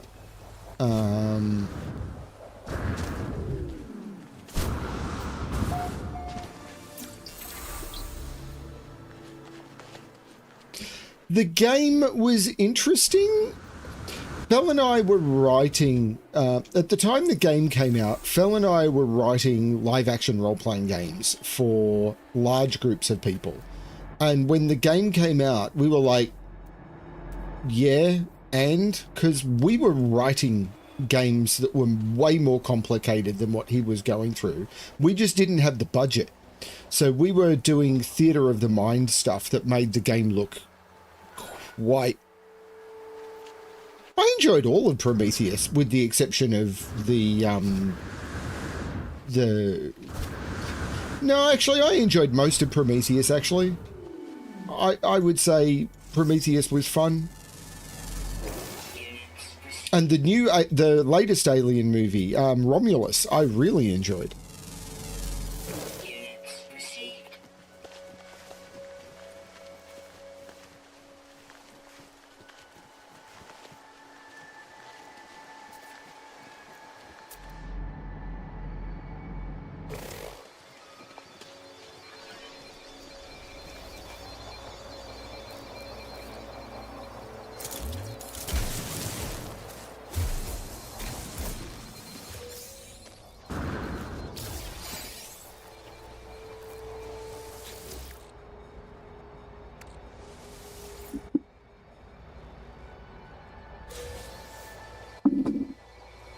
Welcome to Movie Chat.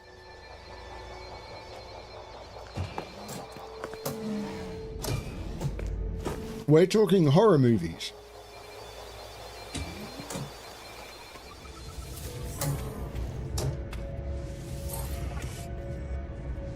Where I am fully aware that no one has a chance in hell of guessing what I think the scariest movie ever made is. It is a movie that I'm pretty certain that you will have heard of. Like, it's not going to be a weird, esoteric European movie. It is a mainstream movie that has been the subject of memes. It is incredibly well known. I have discussed it in several streams. I couldn't tell you if they were No Man's Sky streams or not.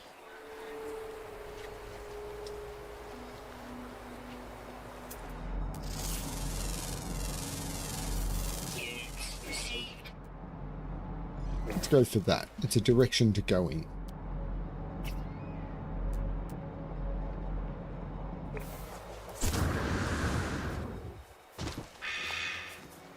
The movie got me scared. It didn't.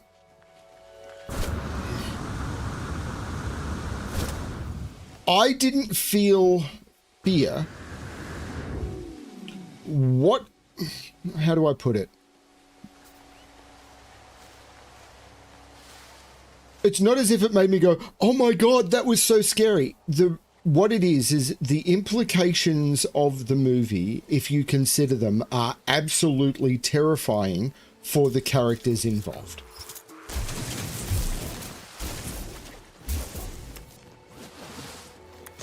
This was not a good idea.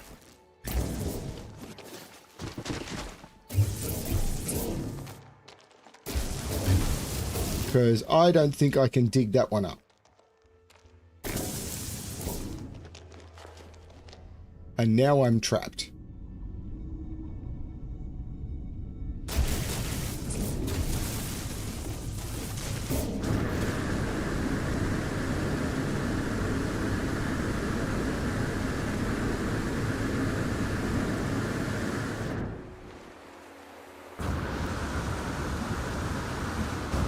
No, Gattaca is, I think, a scary movie in many ways, but not the sort of thing I'm talking about. But excellent sort of concept. Matrix, not really. I consider Matrix to be an action movie. I don't think there's much scary in Matrix. Looper, similar sort of thing. I think 12 Monkeys was more scary than Looper, but 12 Monkeys isn't the sort of thing I'm talking about either. But excellent guesses.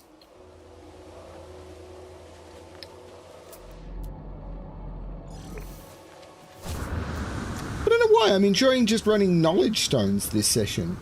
I do need to find a water planet. And I know there is one because I could go fishing. So I'll probably jump to the fishing planet soon. I do like this planet. This planet is pretty. But they're all pretty now. That's part of the problem.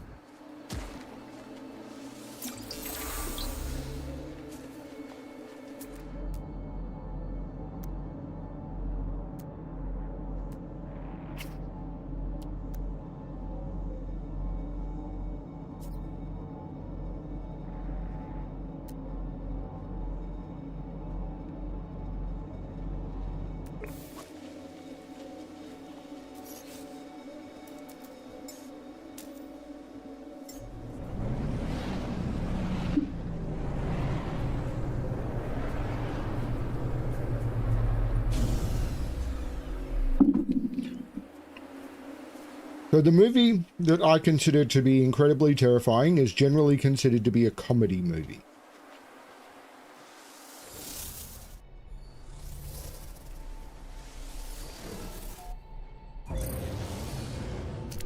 So if you were to look it up on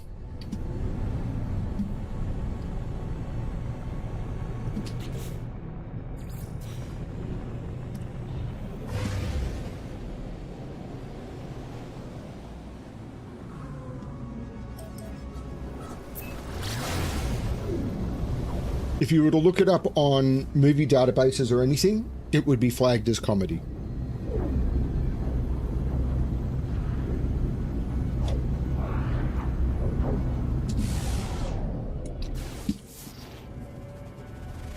Paradise Planet.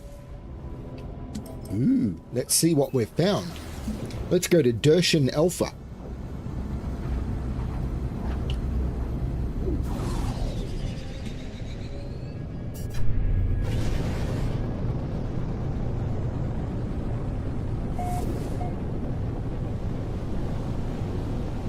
You're thinking Starship Troopers, Keith?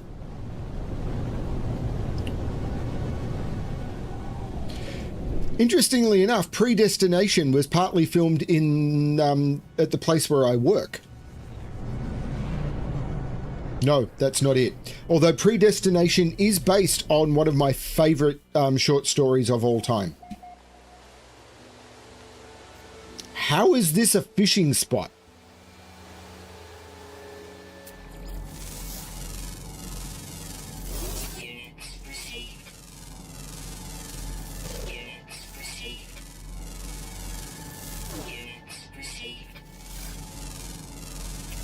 Clockwork Orange is definitely... I don't think Clockwork Orange is often rated as comedy, though I think it should be. And that I don't consider... Like, it's a bit scary. Like, it's aiming to be sort of a comedy version of 1984 in many ways, Clockwork Orange. But no, I don't consider Clockwork Orange to be particularly scary. Though I would understand why many people do.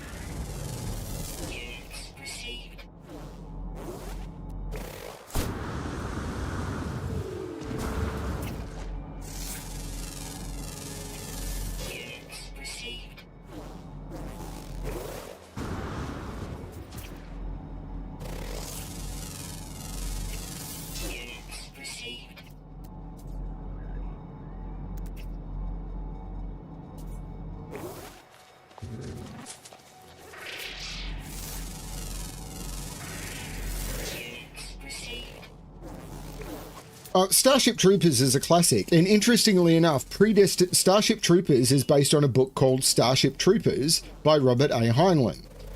Predestination is based on a short story called All You Zombies by Robert A. Heinlein.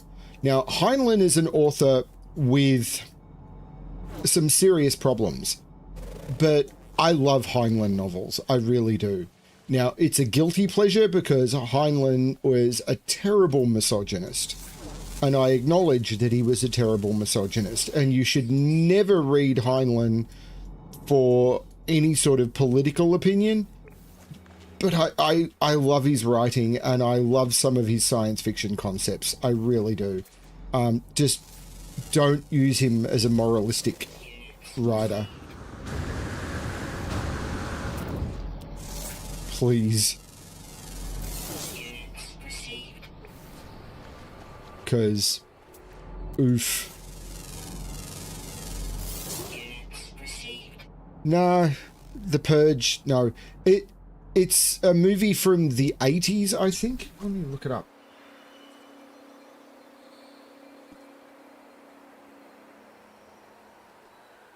(1993) is when the movie was released.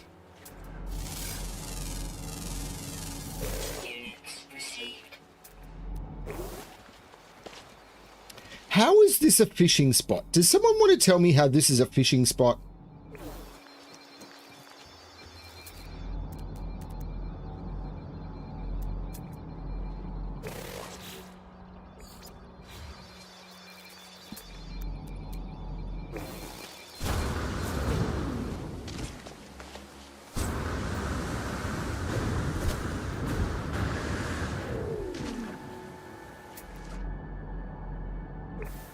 Is there underwater?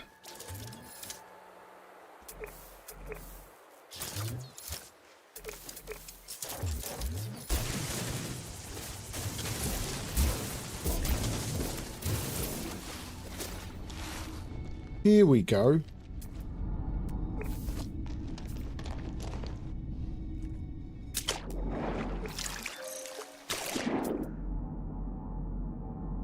This isn't going to help for taking a photo of a fish, though, is it?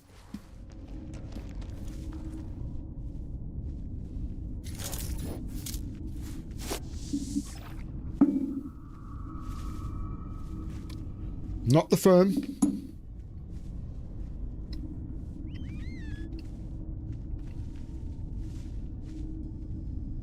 Well, Starship Troopers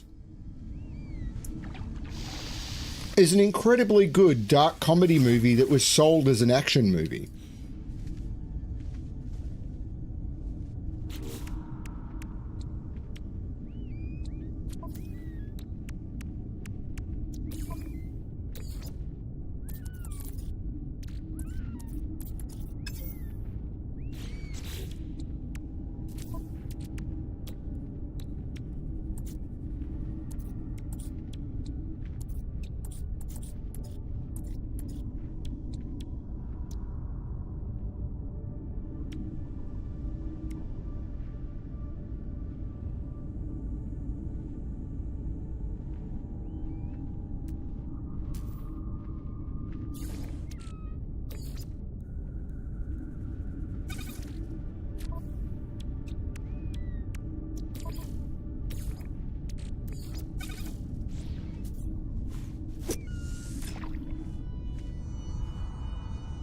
No, it's not Jumanji.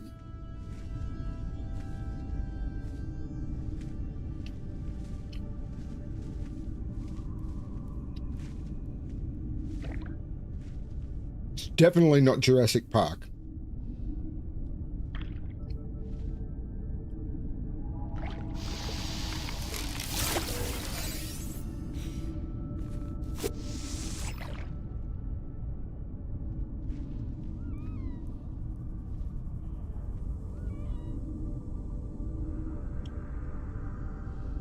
I enjoyed both versions of Jumanji, to be honest.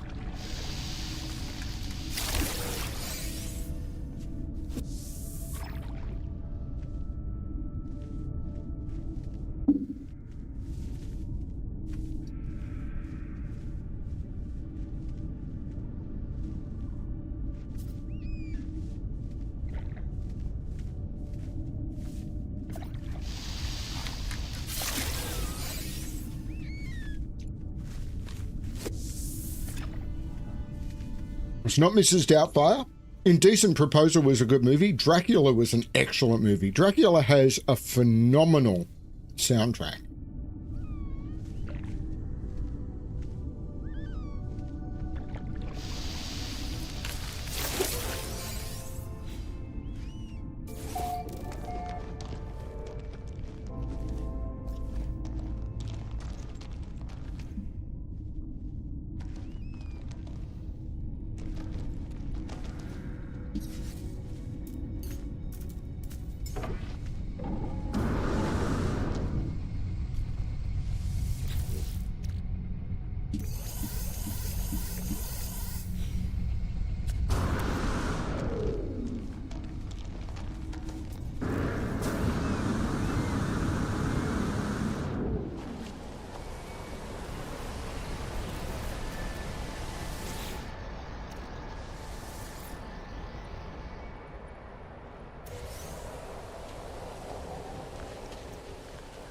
I find it funny that you're going through a list of movies from the exact year and still haven't found it. Units received.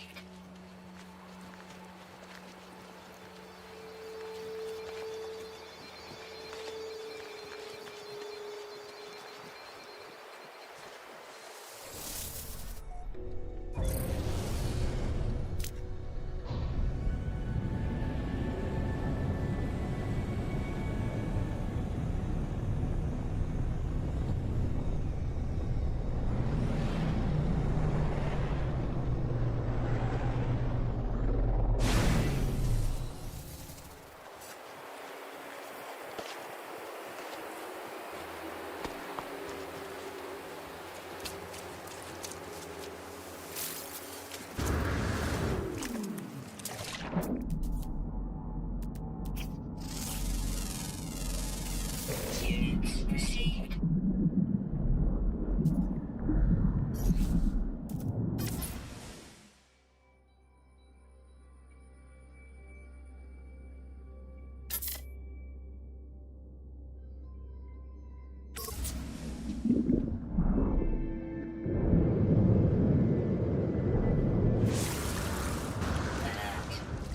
Really? It's not in the top 10? That actually surprises me. I would have thought this movie would have been in the top 10 of the year.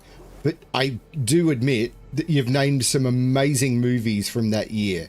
So, yeah, there were some ridiculously good movies that year.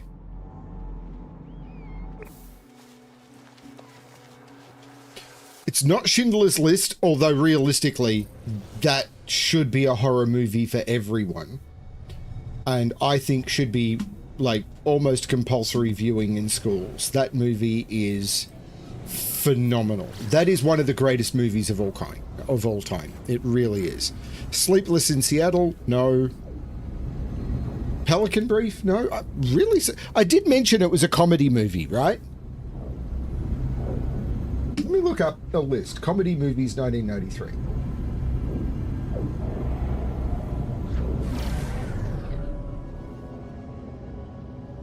Category, 1993 comedy films. Actually, on the Google page, when I type it into Google, it's on the list.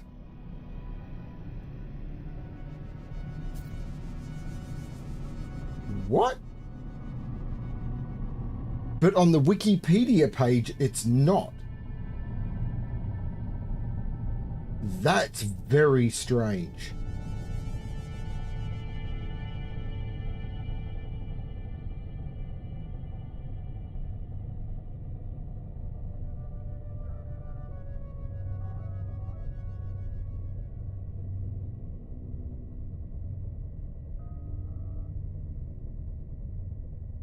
But when I type it into Google, just comedy movie 1993, it is on the list that just comes up.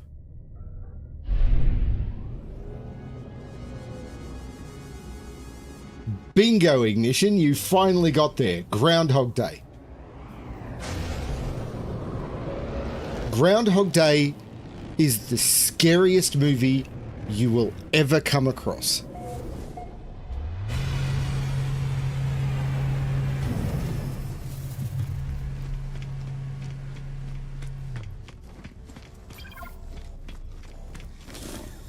And Keith's pretty scary.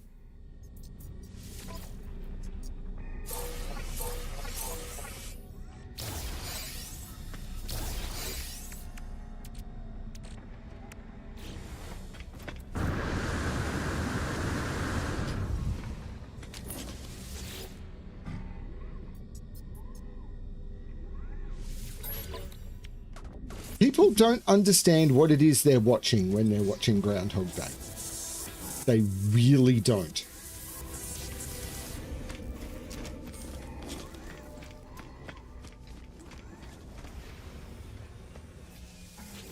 I think I've seen Happy Death Day. It's like, eh.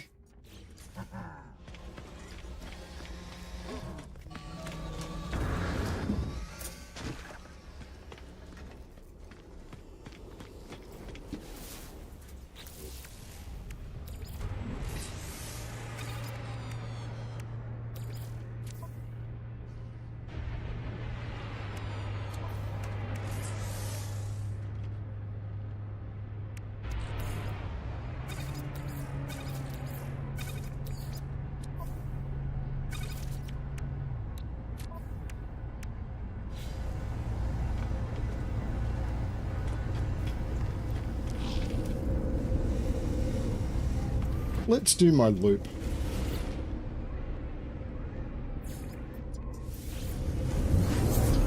So, the concept of Groundhog Day. You have someone who finds out moderately quickly that they're living a day with absolutely no consequences. And I don't just mean no consequences to themselves. I mean no consequences at all.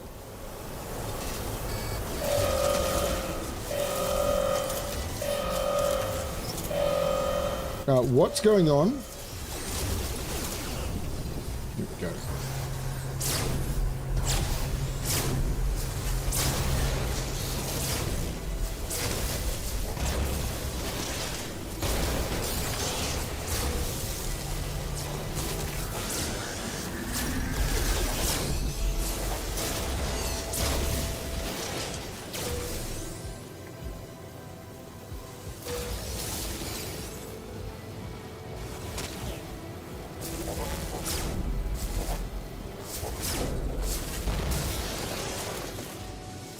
So what you end up with is, first of all, you've got someone who, as is basically projected in the movie, someone who is living the same day over and over and over for what is generally expected to be well over 100 years and is probably significantly longer than that.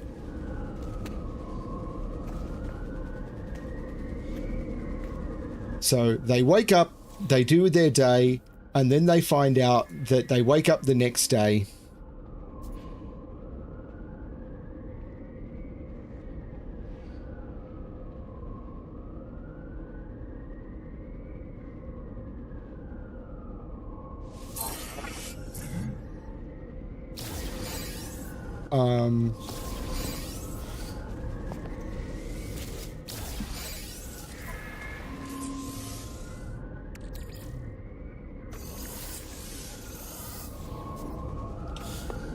and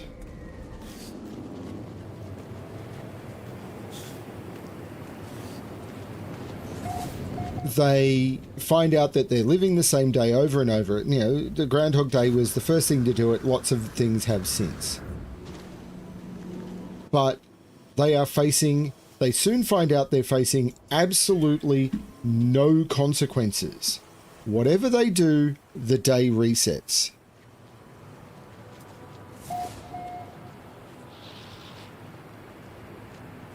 Whatever they do.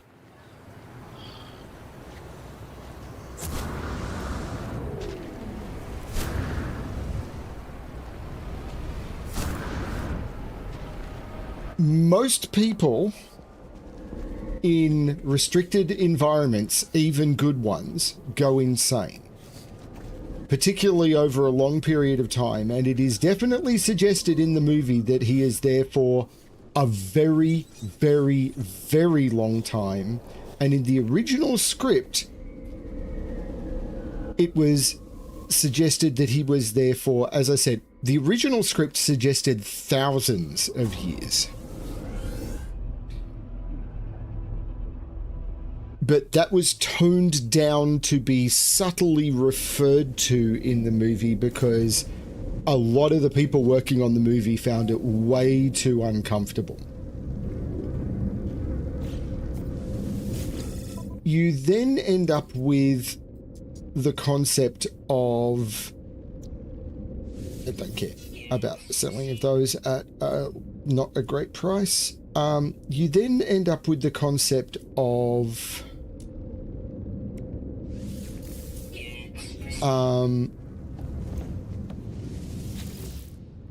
when people go insane, they start doing very, very bad things. So if he went insane and started doing terrible things to the people around him, if he went full psychopath at any point, there were no consequences to that. And he would have known that. He could have done whatever he wanted. The most basic of which being building flamethrowers and just going nuts on people in the street. Anything that you've considered in any horror movie,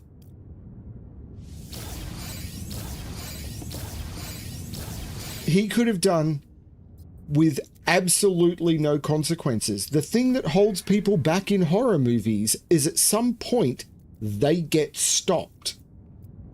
At some point, they have to face the consequences for their actions. This does not happen in Groundhog Day.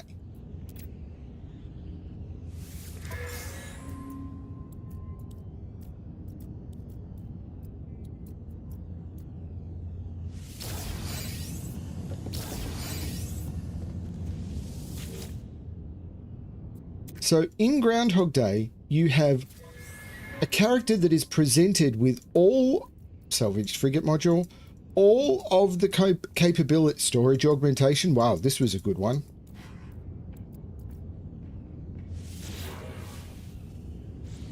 All of the capability of doing all of the stuff that just is terrifying in every single... Holy cow. Okay, I've got some stuff to sort out here.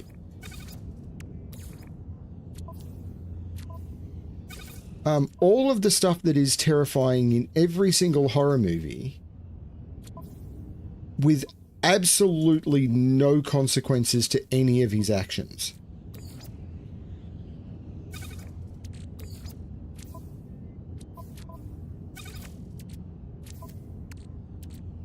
And that's just not good. That is just not good.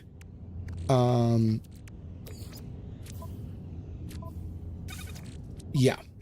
It's the epitome of the worst stuff.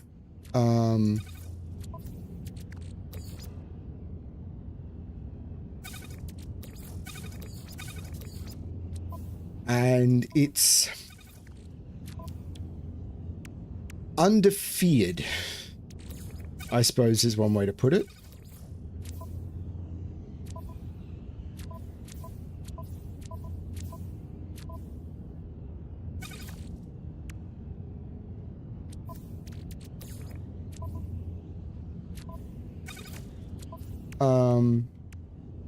Yeah.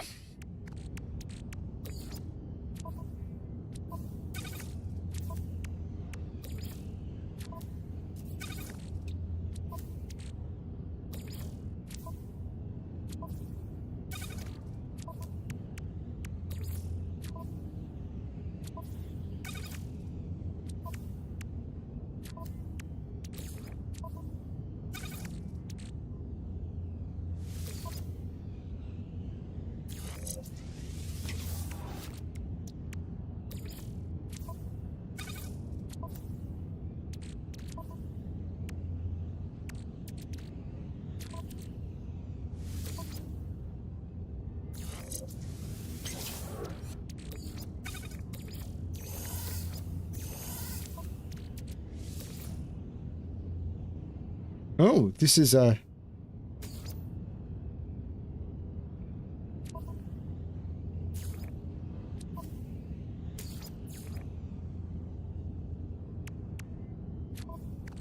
What is it going?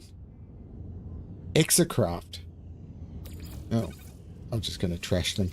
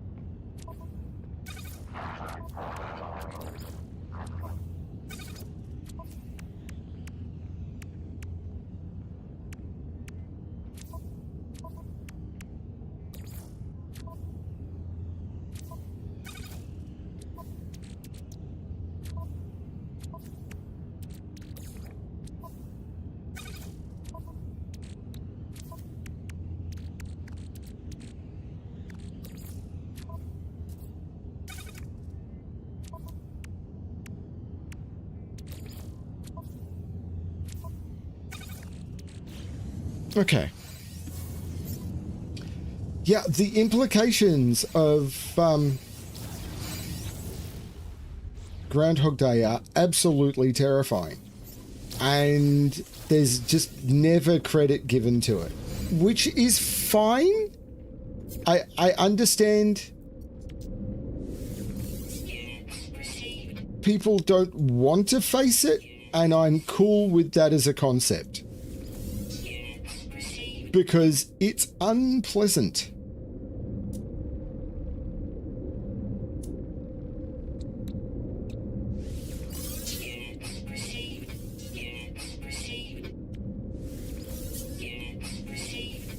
I'm gonna get rid of that. I don't know why I'm carrying it.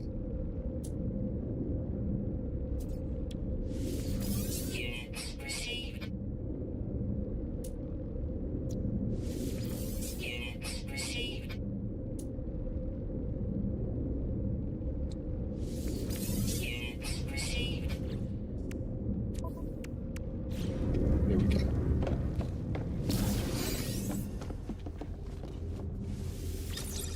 I've got some work to do.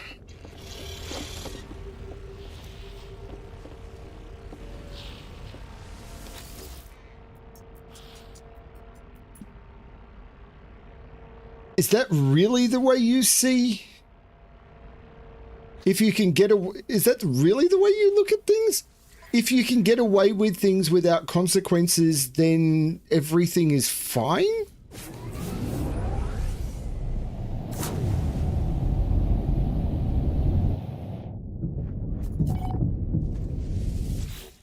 So you're only doing wrong if there are consequences to your actions?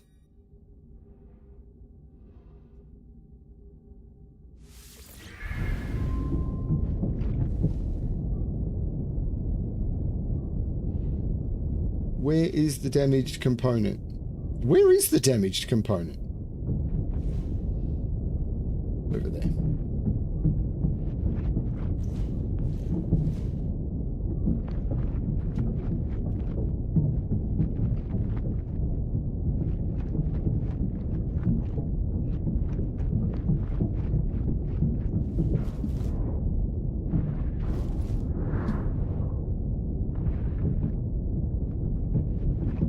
Gonna be the airlock again, isn't it? Yeah. So yeah, I mean, the implications of Groundhog Day are absolutely terrifying. And the first time I saw Groundhog Day, and everyone was like, "Oh, that was fun," it was like, I remember just going,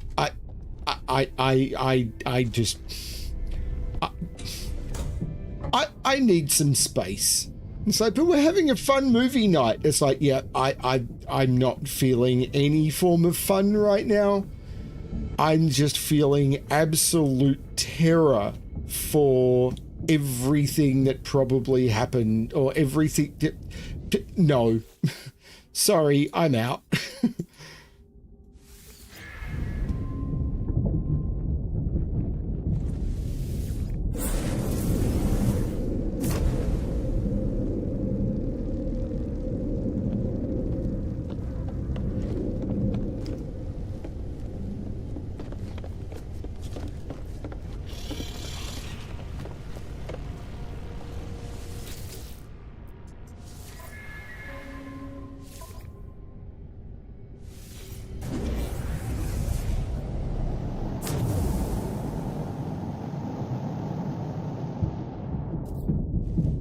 So if someone can commit acts of pure evil, but they don't face any consequences for them, they didn't commit acts of evil?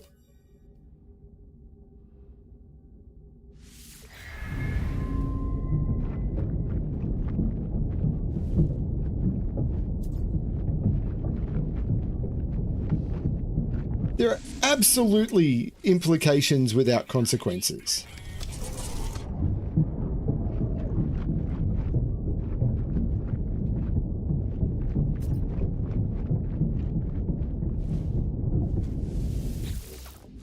Technology repaired.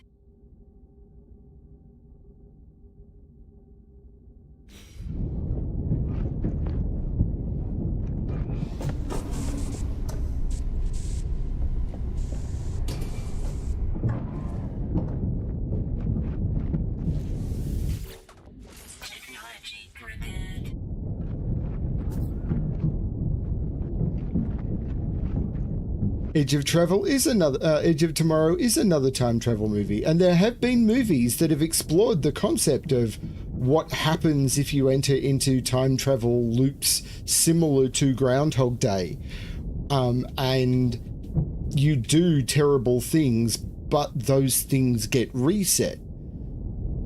But Groundhog Day was kind of the first one to push those boundaries in a way that was presented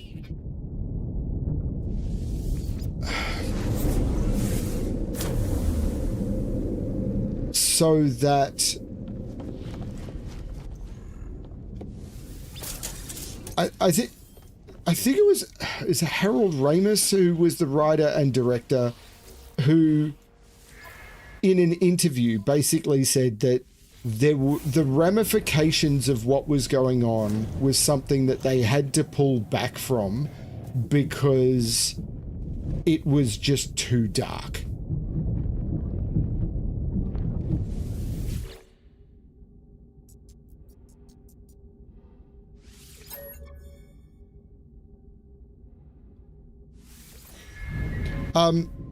Things that have played with the concept but not quite as heavily are things like some of the Twilight Zone episode, where I can't remember the name of the kid or the name of the episode, to be honest, where everyone has to be happy, or the kid sends the people to, I think the term is to the cornfield and everything, and they've all got to live in this state of just, and he can read their minds, and they're just living under this constant psychological abuse. How do I get down there?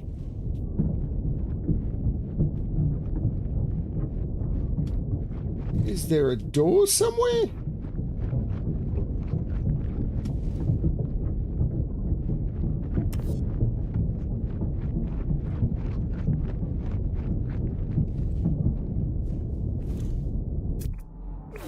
Great, there's a damaged component. How do I get to it?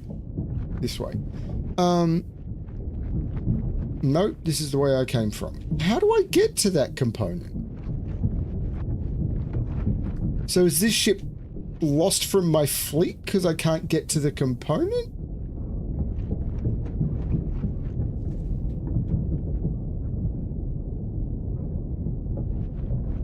That can't be right.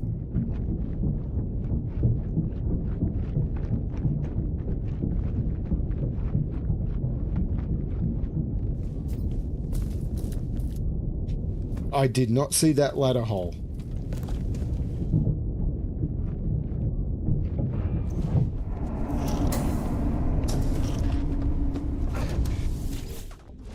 Technology prepared.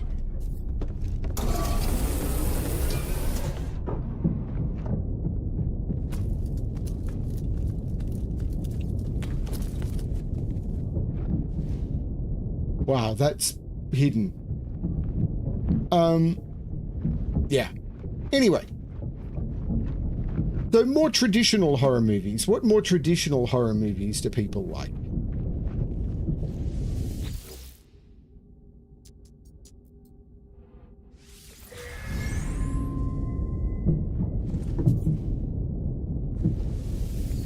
Or other sorts of movies. What other sort of movie should we be talking about?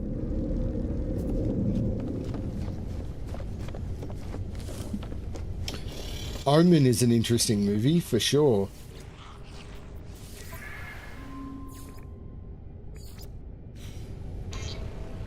How much frigate fuel do I have? Quite a bit, but let's make some more. Ooh, I am missing components. Probably the tritium. Need to go tritium farming again.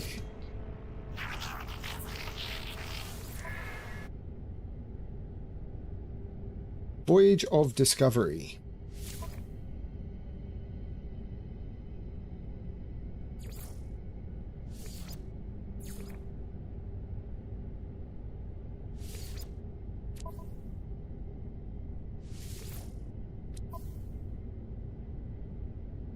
Combat Patrol.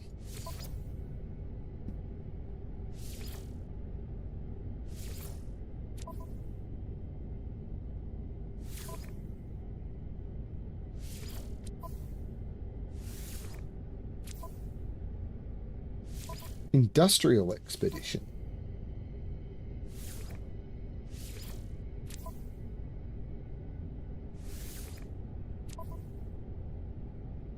Another industrial expedition.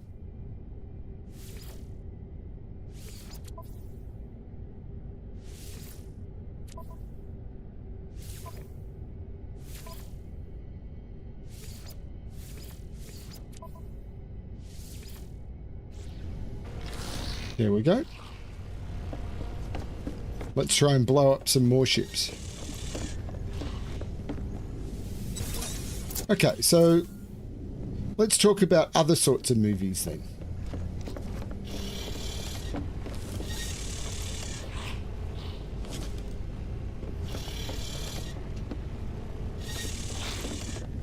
Because I'm enjoying a movie chat. What is a genre of movie that people would like to talk about? What shall we talk about?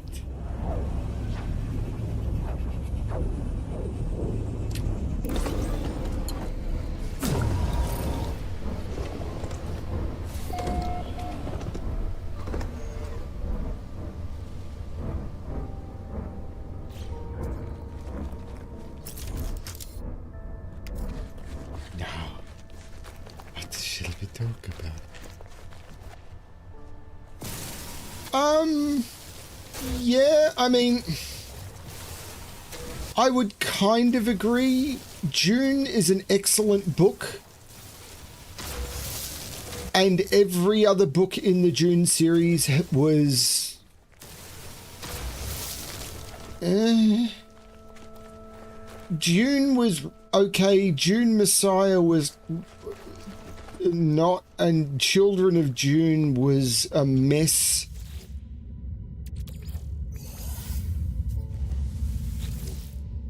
Okay, I put a lot more into my... Okay, there we go.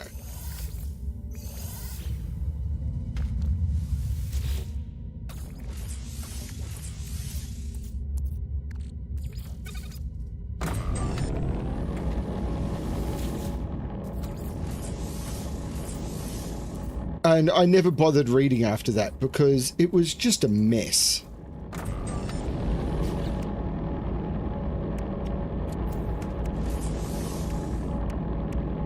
I'm a fan of the David Lynch Dune movie. Sorry, but I am. I really enjoyed the David Lynch Dune movie. I'm going to try check out the Fingers base and see what happened to it. I mean, movie adaptations of classic books is definitely something to talk about.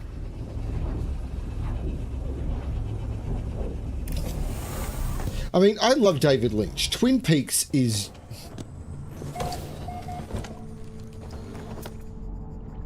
So the Metal Fingers never returned. Okay.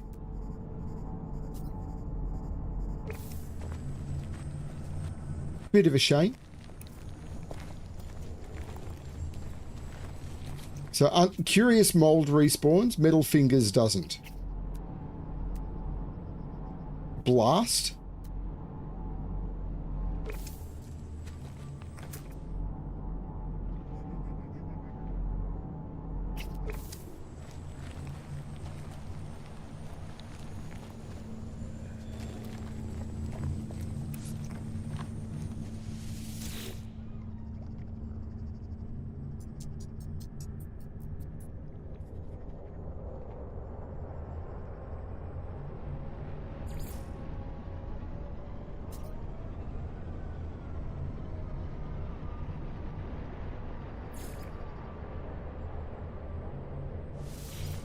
I think that's where I was meaning to go.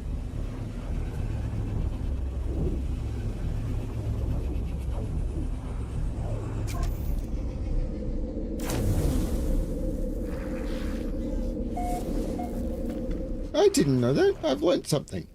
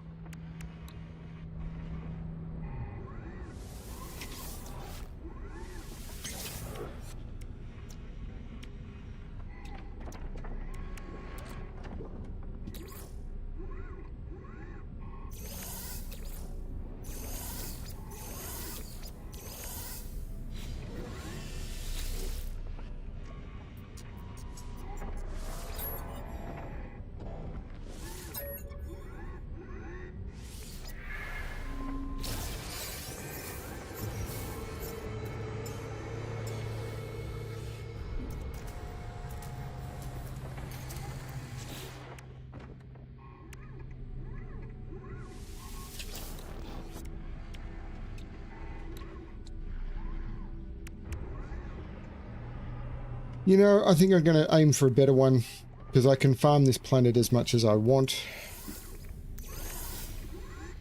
Although that one, look where the slots are.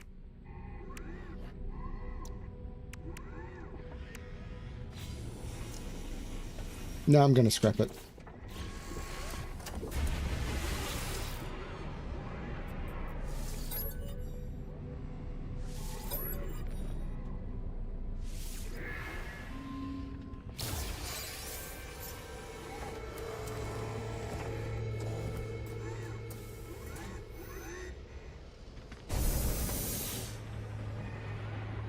From.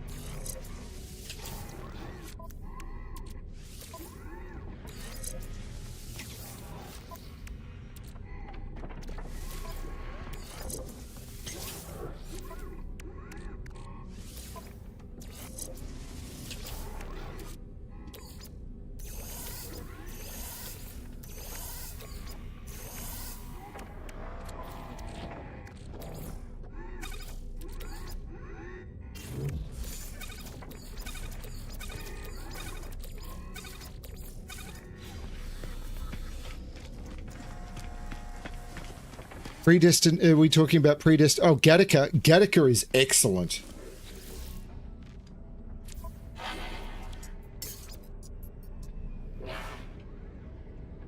Gattaca is such a good movie.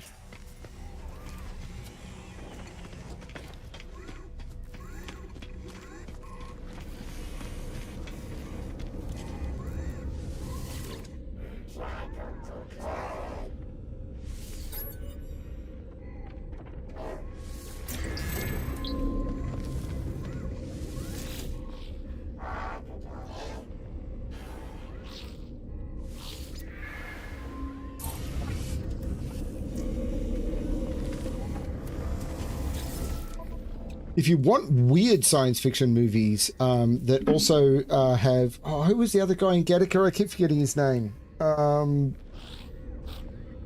I forgetting his name? Huge actor.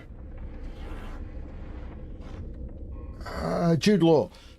If you want to see another really weird Jude Law movie, I think it's... Now I'm worried I've got it wrong.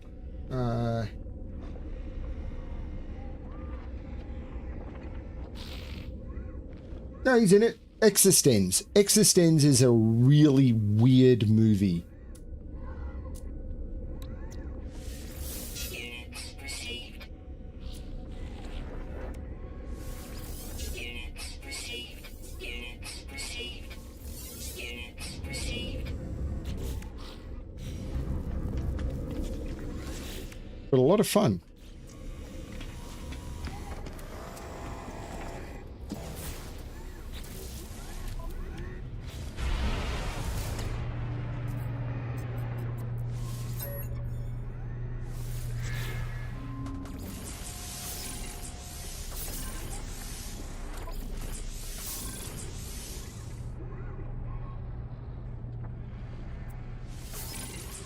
Wow, I have more augmentations?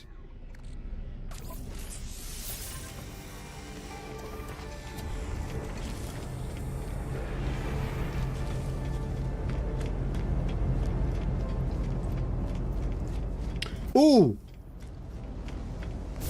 Another candidate for one of the more interesting dry comedy movies of all time. It's not like a lot... It is a comedy movie, but it's not one of those ha ha ha, here's a bunch of joke comedy movies.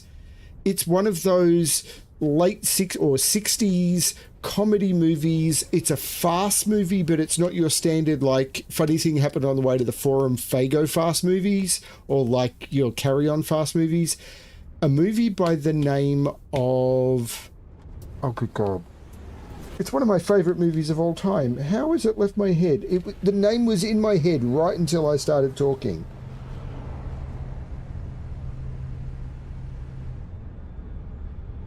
Oh my lord.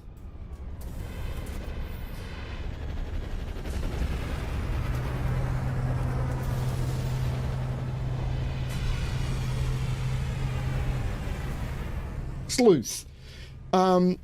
Sleuth. It's a brilliant movie. It was remade with Jude Law, which is what made me think of it, and Michael Caine.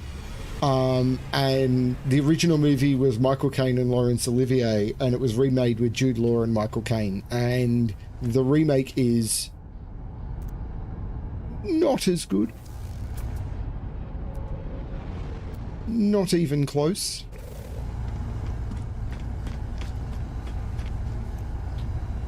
I was saving. I think I did, but I'm going to do it again. Sleuth is a phenomenal movie. Sleuth is definitely up there for one of the movies I have seen the most in my life. It is so good.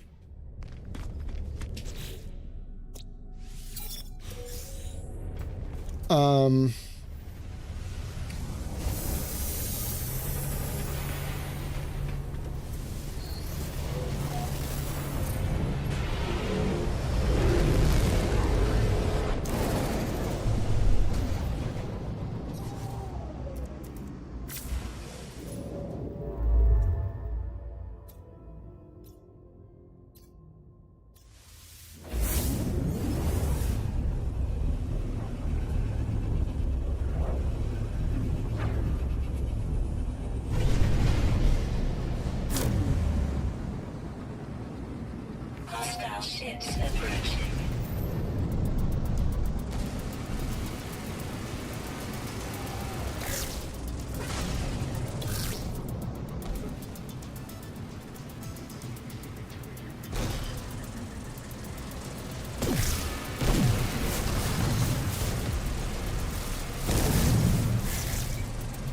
Heavy missile inbound.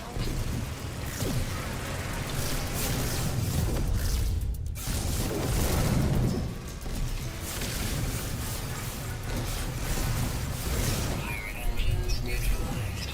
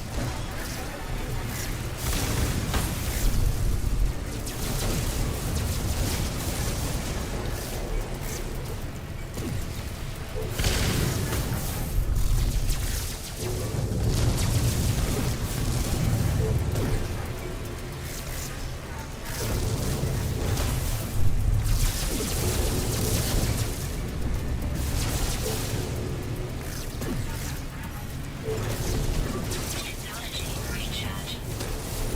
Heavy missile inbound.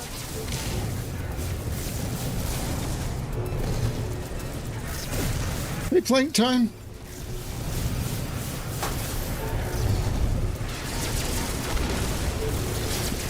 Yes. Yes, that is about right. The remake was really disappointing. I was looking forward to it when I heard about it. And it was not great. 89%. I have no idea what a good rating on Rotten Tomatoes normally is, but it is a phenomenal movie. So, Plank Time, we've been talking about different movies. Like, we started with the comment of what is your favorite the question an hour and a half ago, maybe two. What is your favorite comedy movie? So we'd be curious to know, what is your favorite comedy movie? And there will be no judgment. You don't have to agree. Ignition's favorite comedy movie was one that I thought was okay, but I felt the need to never watch again. So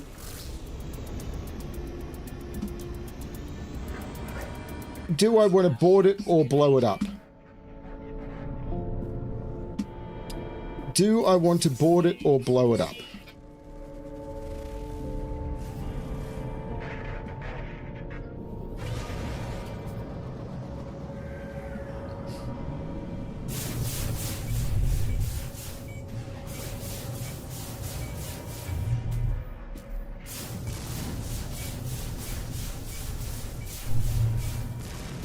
How long is it going to take to blow it up, I wonder?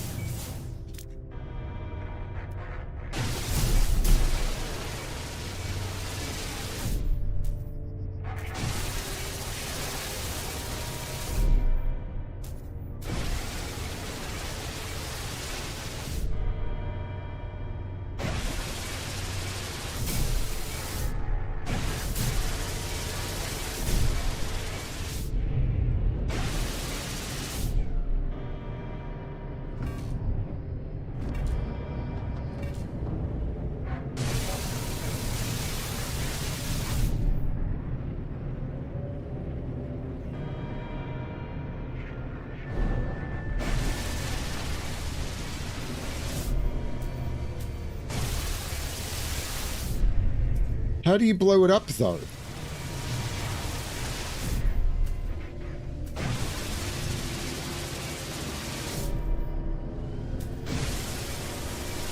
Because it doesn't have a damage bar.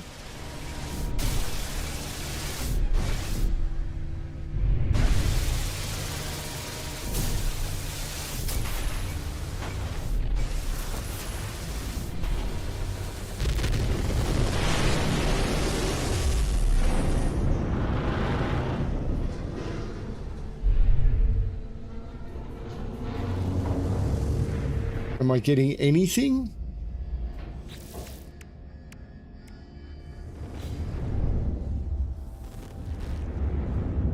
So I didn't get anything from it. Approach pirate frigates to recruit survivors.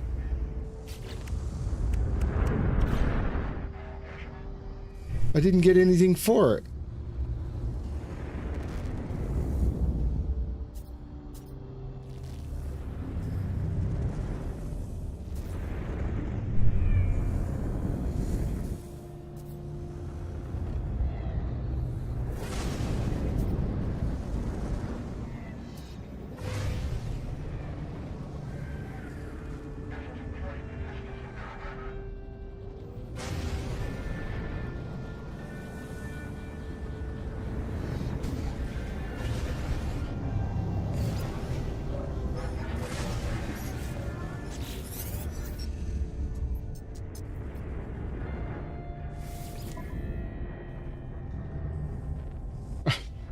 What? An S-class pirate battleship.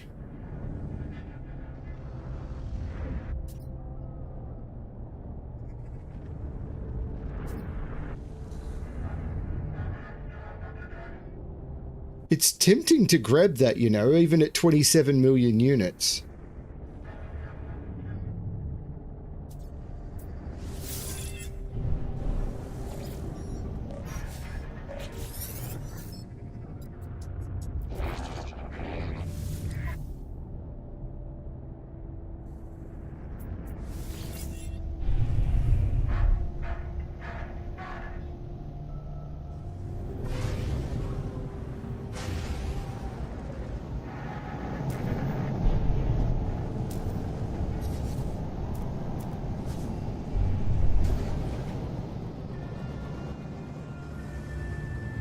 Significant bounty reward. Where?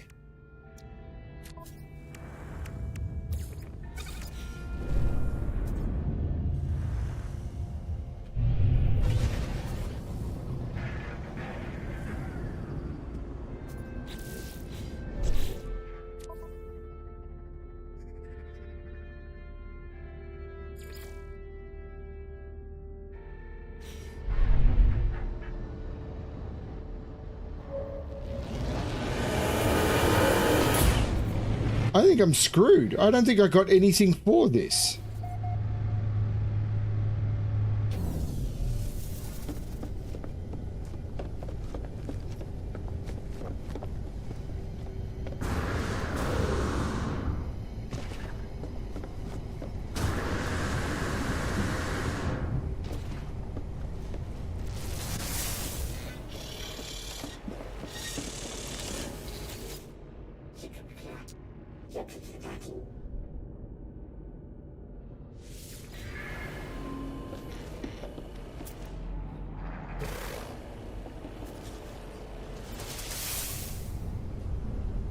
Snatch is a good movie. So that was a complete and utter waste of...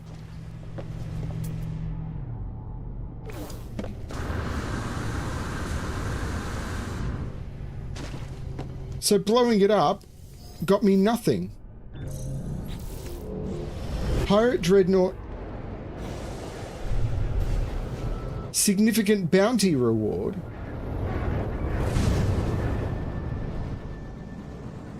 But there wasn't a significant bounty reward.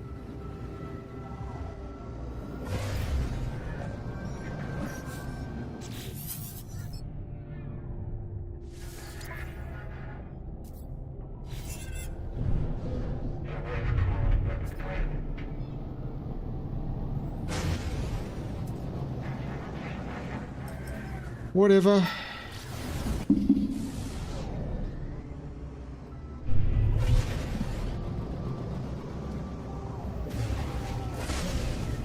First time I've ever done it. So, a game like this, where it turns around and says blow it up to get a reward, and then you don't get a reward for blowing it up, teaches the player to never blow up the ship. So at this point, I have no reason to ever destroy a freighter again.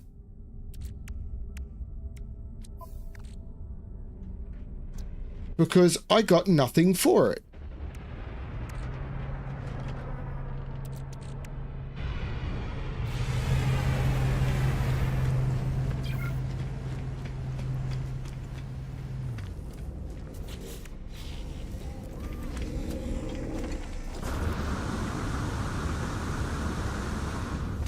So it has taught me to never, ever, ever engage a pirate.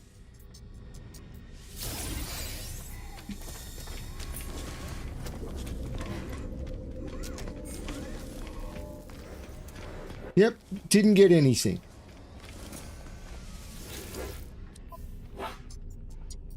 See, these are what I need.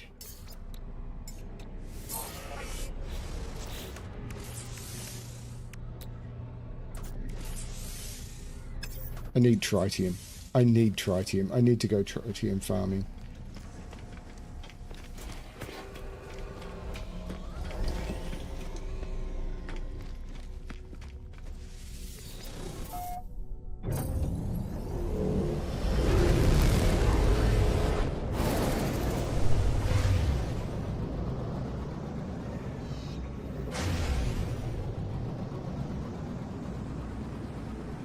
All the game has taught me is there's no benefit to ever trying to destroy the pirate dreadnought. And this is where bugs like that, whether it's bugged or deliberate,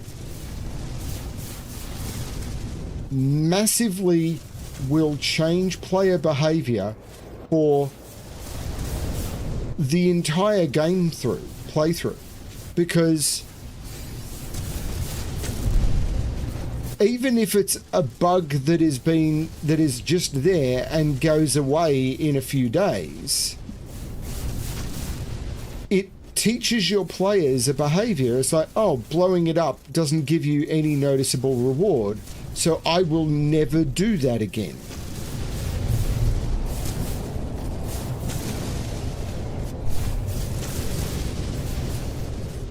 So as far as I'm concerned, there is no way to get S-Class frigate modules.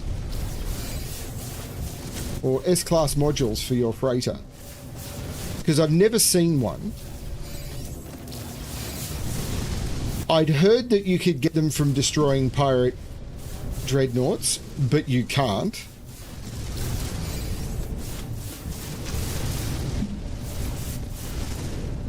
And doing derelict freighters, which I've done a few of, only has like a 1% chance of getting one. And I'm not going to do 100 derelict freighters on the off chance I'm going to get an S-Class module.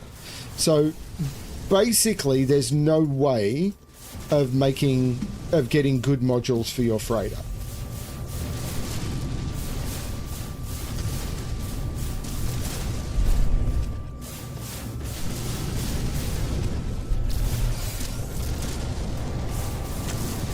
So freighters are basically an abandoned part of the game. They're used for storage and for sending out missions. As far as I can tell, that's all they're good for.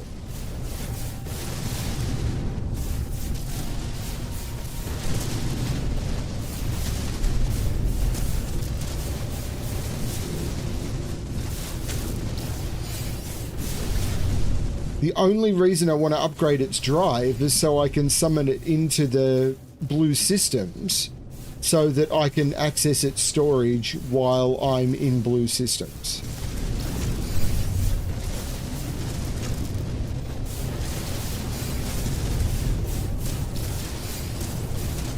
If I wasn't running with infinite storage range, freighters serve no purpose in the game whatsoever.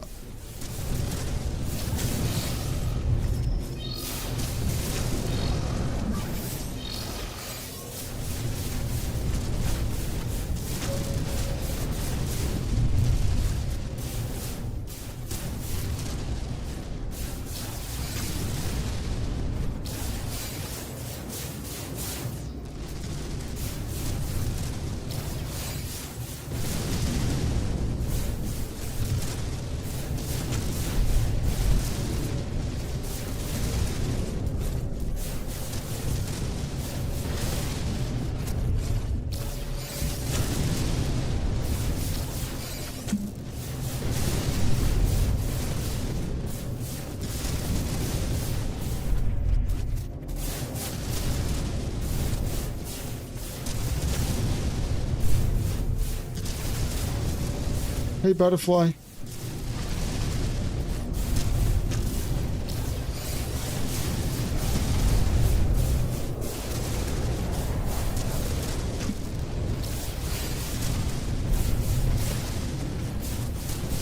So, my feeling is that they've basically removed freighter modules from the game. Seems to be what they've done. You can't buy them at space stations. You can't get them from other freighters. Like, it would be a cool thing to be able to do. You rescue a freighter, you board the other freighter, and then you can purchase a freighter module from the other freighter. That would be a good way of doing it. Like, you rescue a freighter in a freighter battle, you board the freighter, and you can potentially buy freighter modules on the freighters there. You don't need to have them buying freighter modules on space stations, or you can find them on crashed freighters or anything like that. Good ways of being able to get freighter modules. As it is, they don't exist in the game.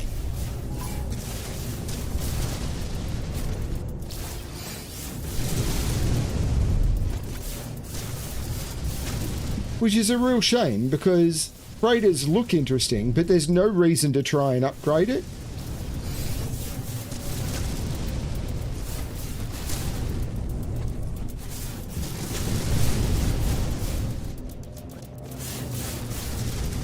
What am I in combat with?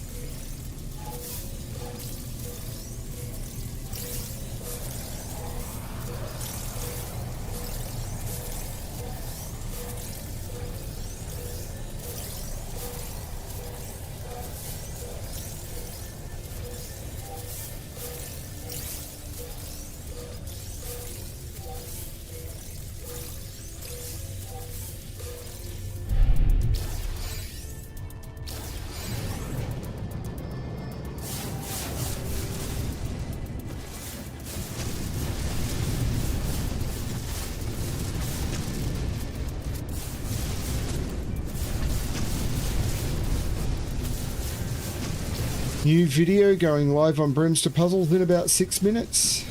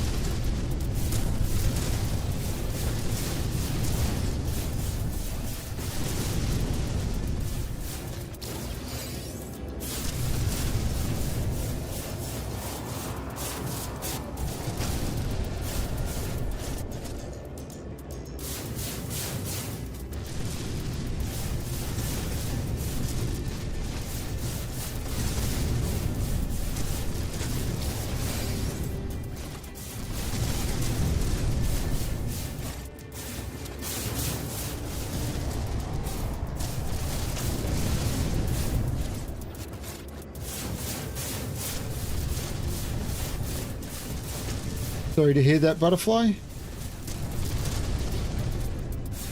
So we've been talking about movies. The most interesting conversation about it seemed to be what are people's favourite comedy movies.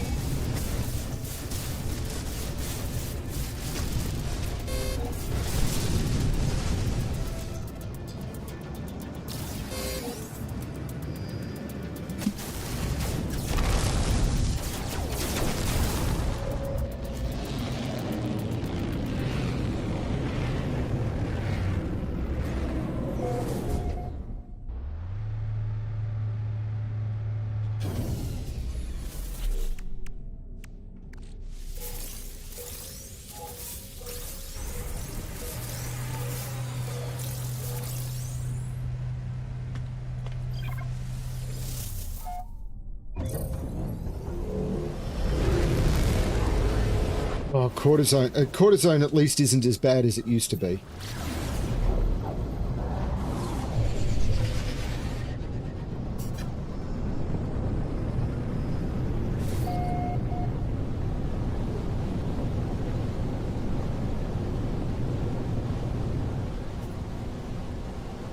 That's a lot of water.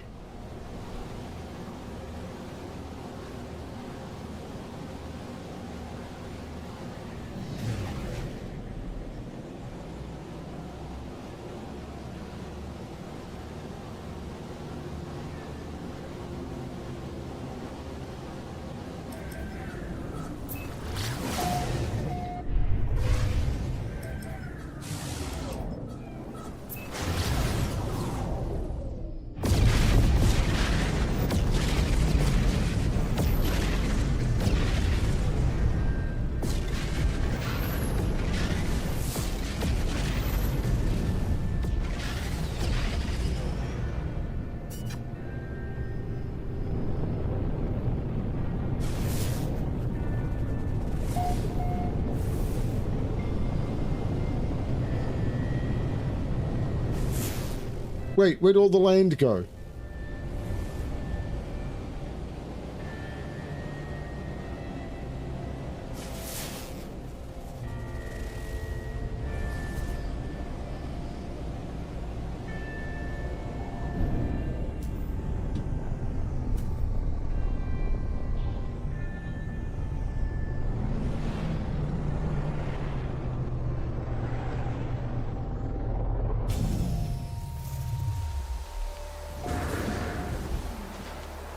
Welcome to Hidden.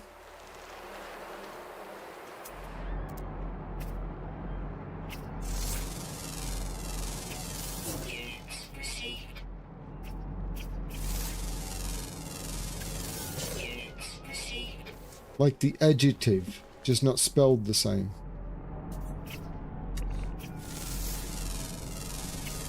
Units received. Units received.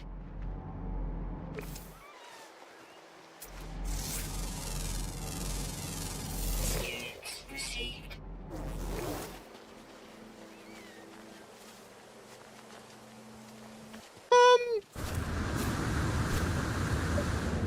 I wouldn't say I'm liking it better. I mean, I'm finding the less chance of coming across something. I mean, the thing in Isentam is I haven't come across a system that other people have been to before.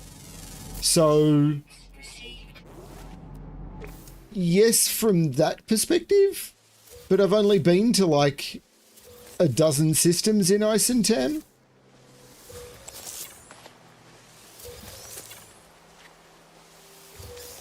So, you know, much of a muchness, really.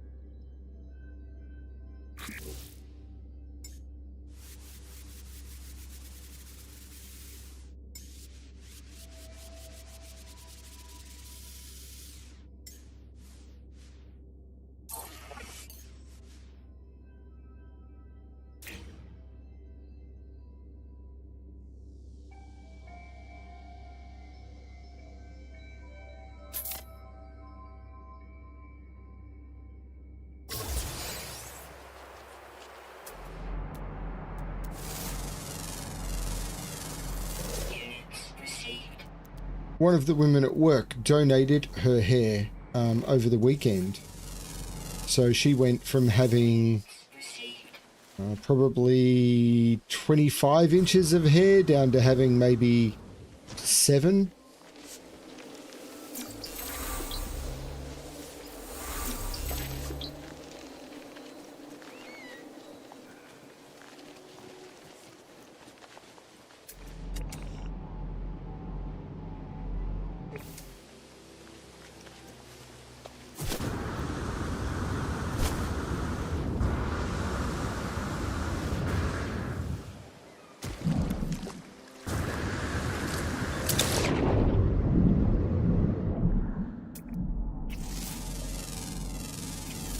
Units received. Units received.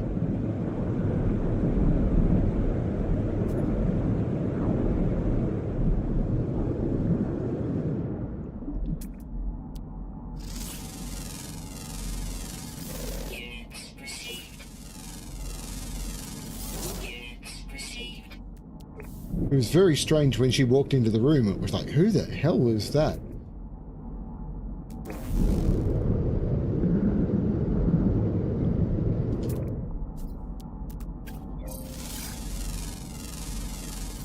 Units received.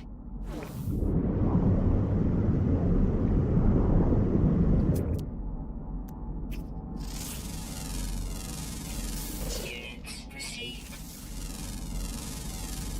Units received. Yeah, I should look at logging off and going to bed sometime soon.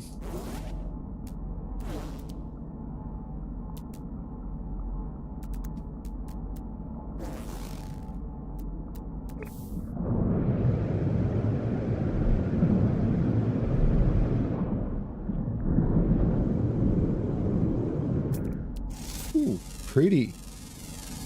Units received.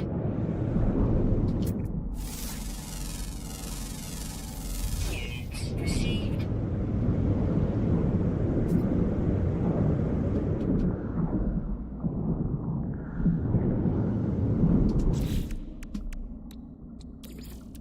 Technology recharge.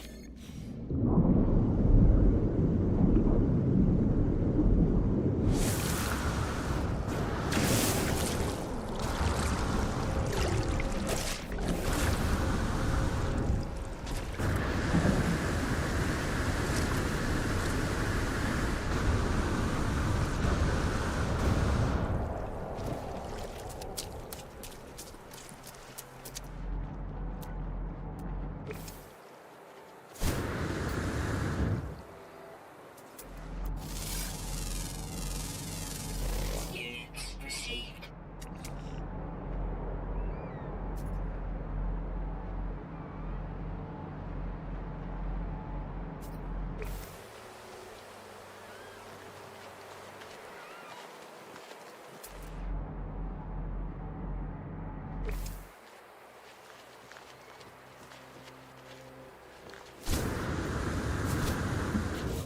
So it's worth pointing out, I'm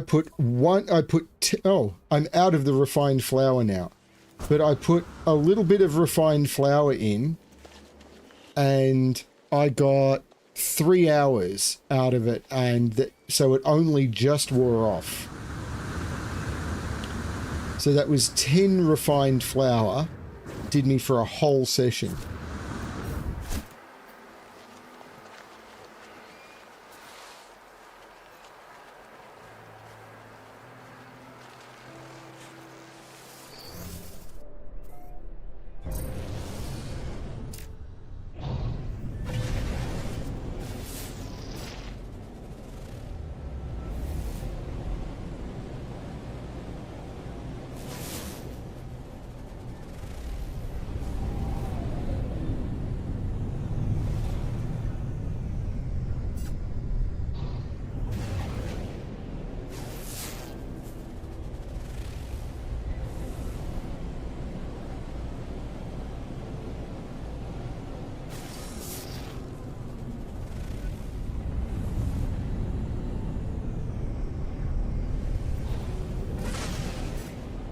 This is a pretty planet, but this is the problem. They're all pretty now.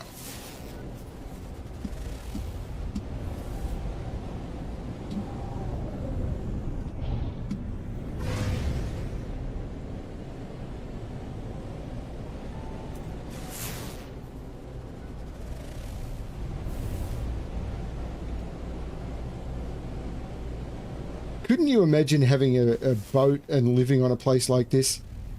So Ignition is still around, I'm assuming.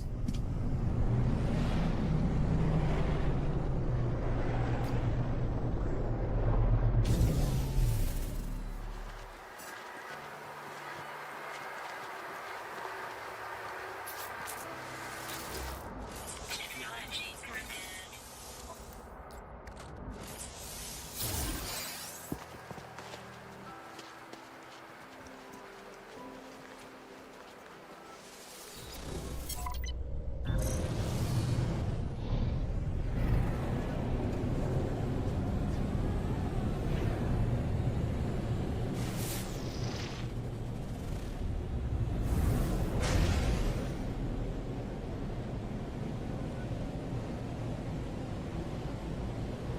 Yeah, I should go back to it at some point. It's way back, and actually my plan had been to come to this system to find the dissonant planet.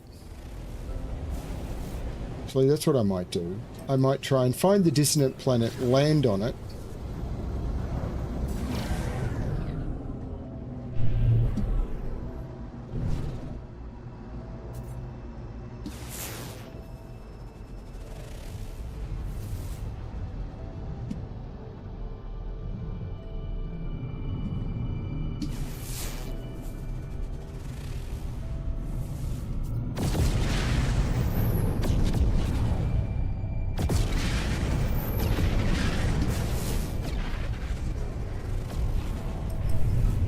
A dissonant, bountiful planet.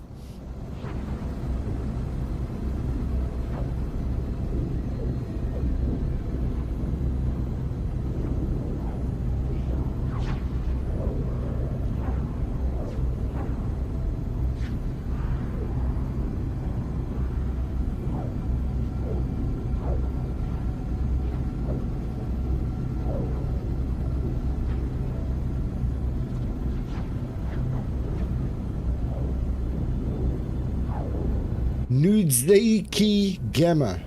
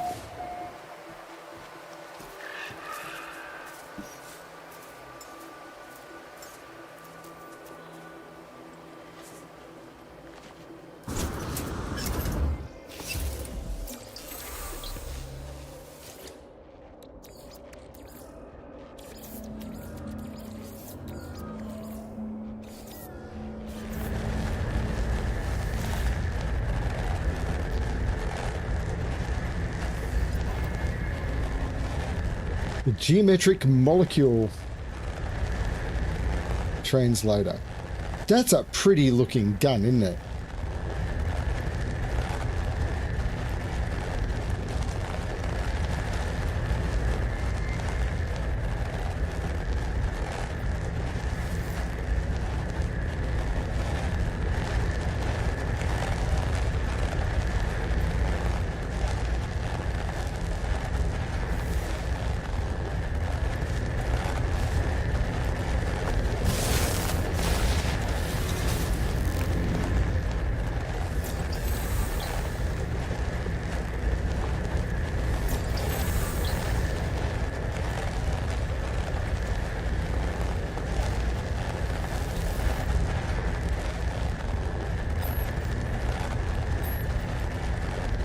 Red-brown patina starts to combustion slowly. First, customers, but they will not move. I strain and they snap. Great flakes of rust fall from my hands. My fingers disintegrate.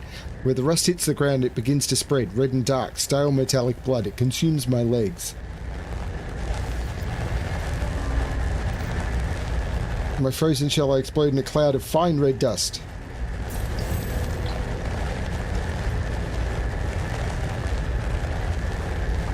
My standing has increased with the autophage.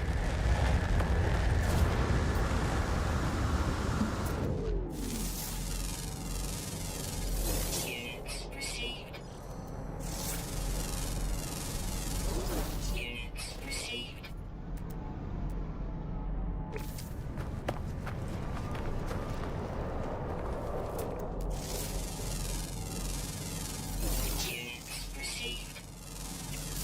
Units received. Units received. Units received. Units received. Units received.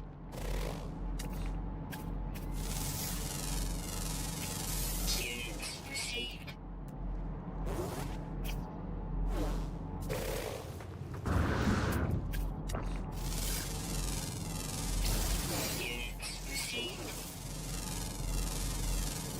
Units received. Units received. Units received. Units received. Units received. Units received.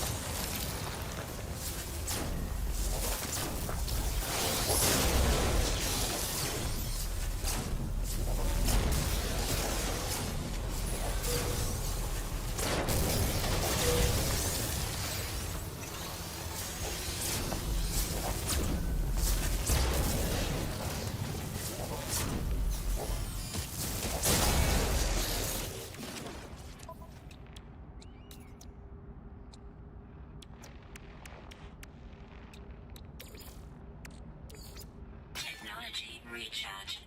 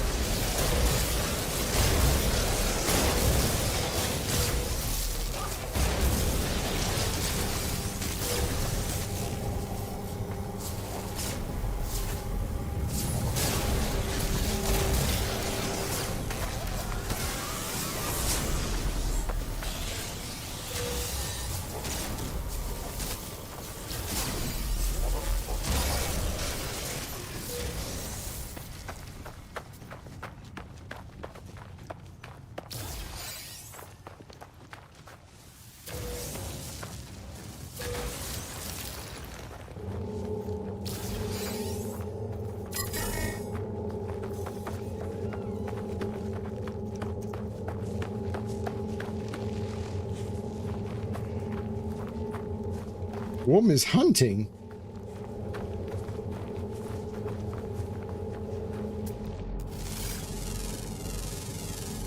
Units received.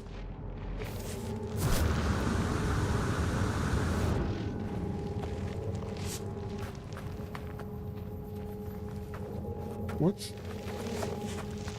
Why is the Atlantean interface marked? I don't understand.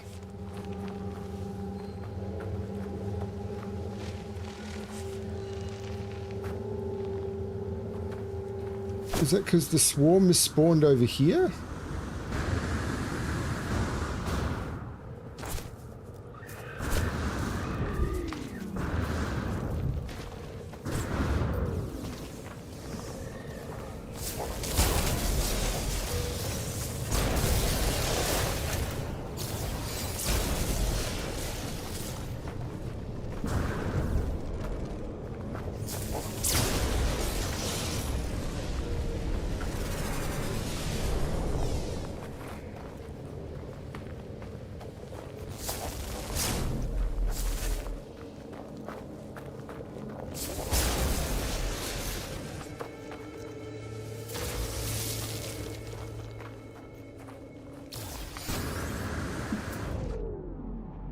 An S-class fighter. Come on, where's the pilot? Where's the pilot? Oh, fuck.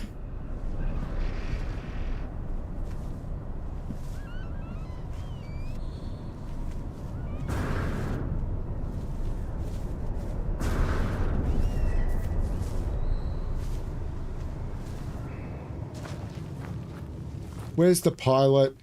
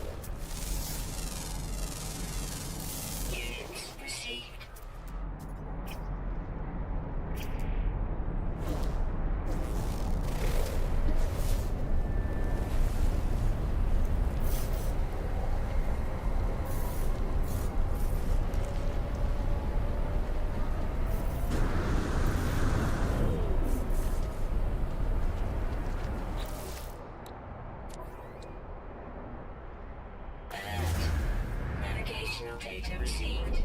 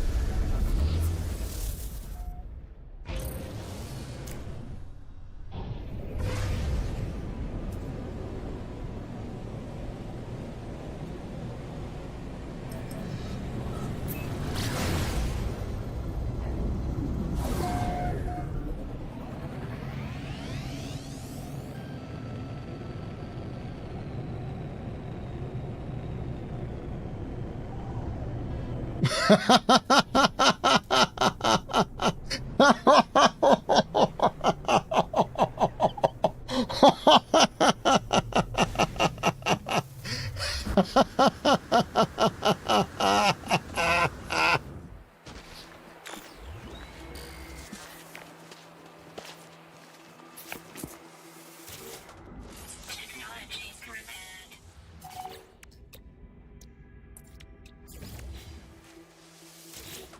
Technology prepared.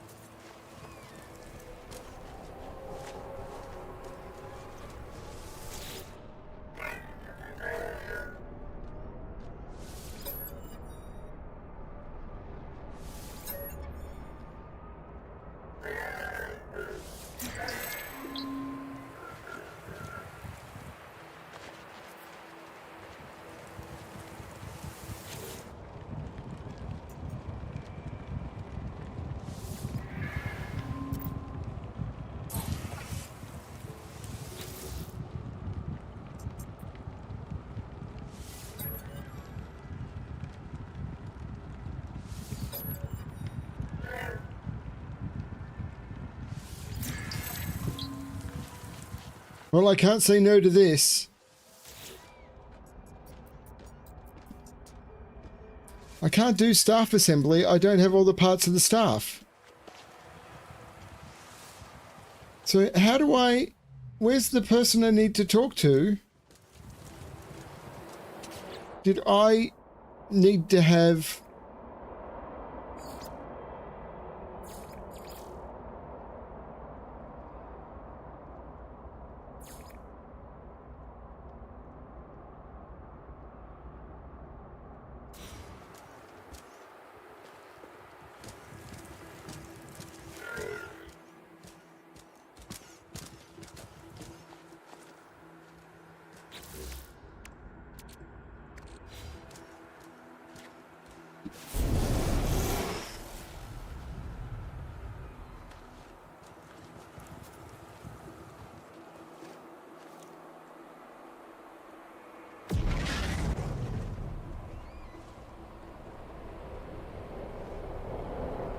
Ah. I need to go to the building over there. Okay, I'm just going to save for now, and then I will go to that building.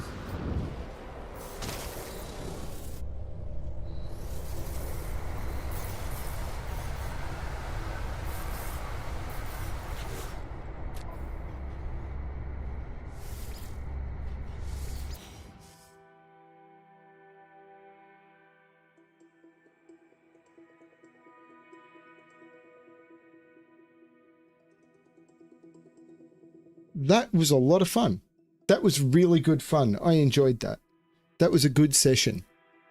Now, it is possible, actually. No, I will probably do another session before I start the expedition. We'll see how it all goes. And there'll probably be a couple of more Diablo 4 sessions as well. Who knows? This has been fun. Thank you, everyone. Thank you for the movie conversations. We should try and do a topic of conversation while I'm playing games like this, because I think it's good fun to do something. So for my regulars, try and think of something that you think might be fine. Whether we want, I think a good one might be movies that have been converted from epic books, and what the conversions were like. I think that might be a good one. Like Dune came up, and that's obviously a candidate. So movies like that, I think that could be a fun topic of conversation. Thanks everyone for watching. I hope you had a lot of fun. And as always, good luck finding your paradise planet. Bye everyone.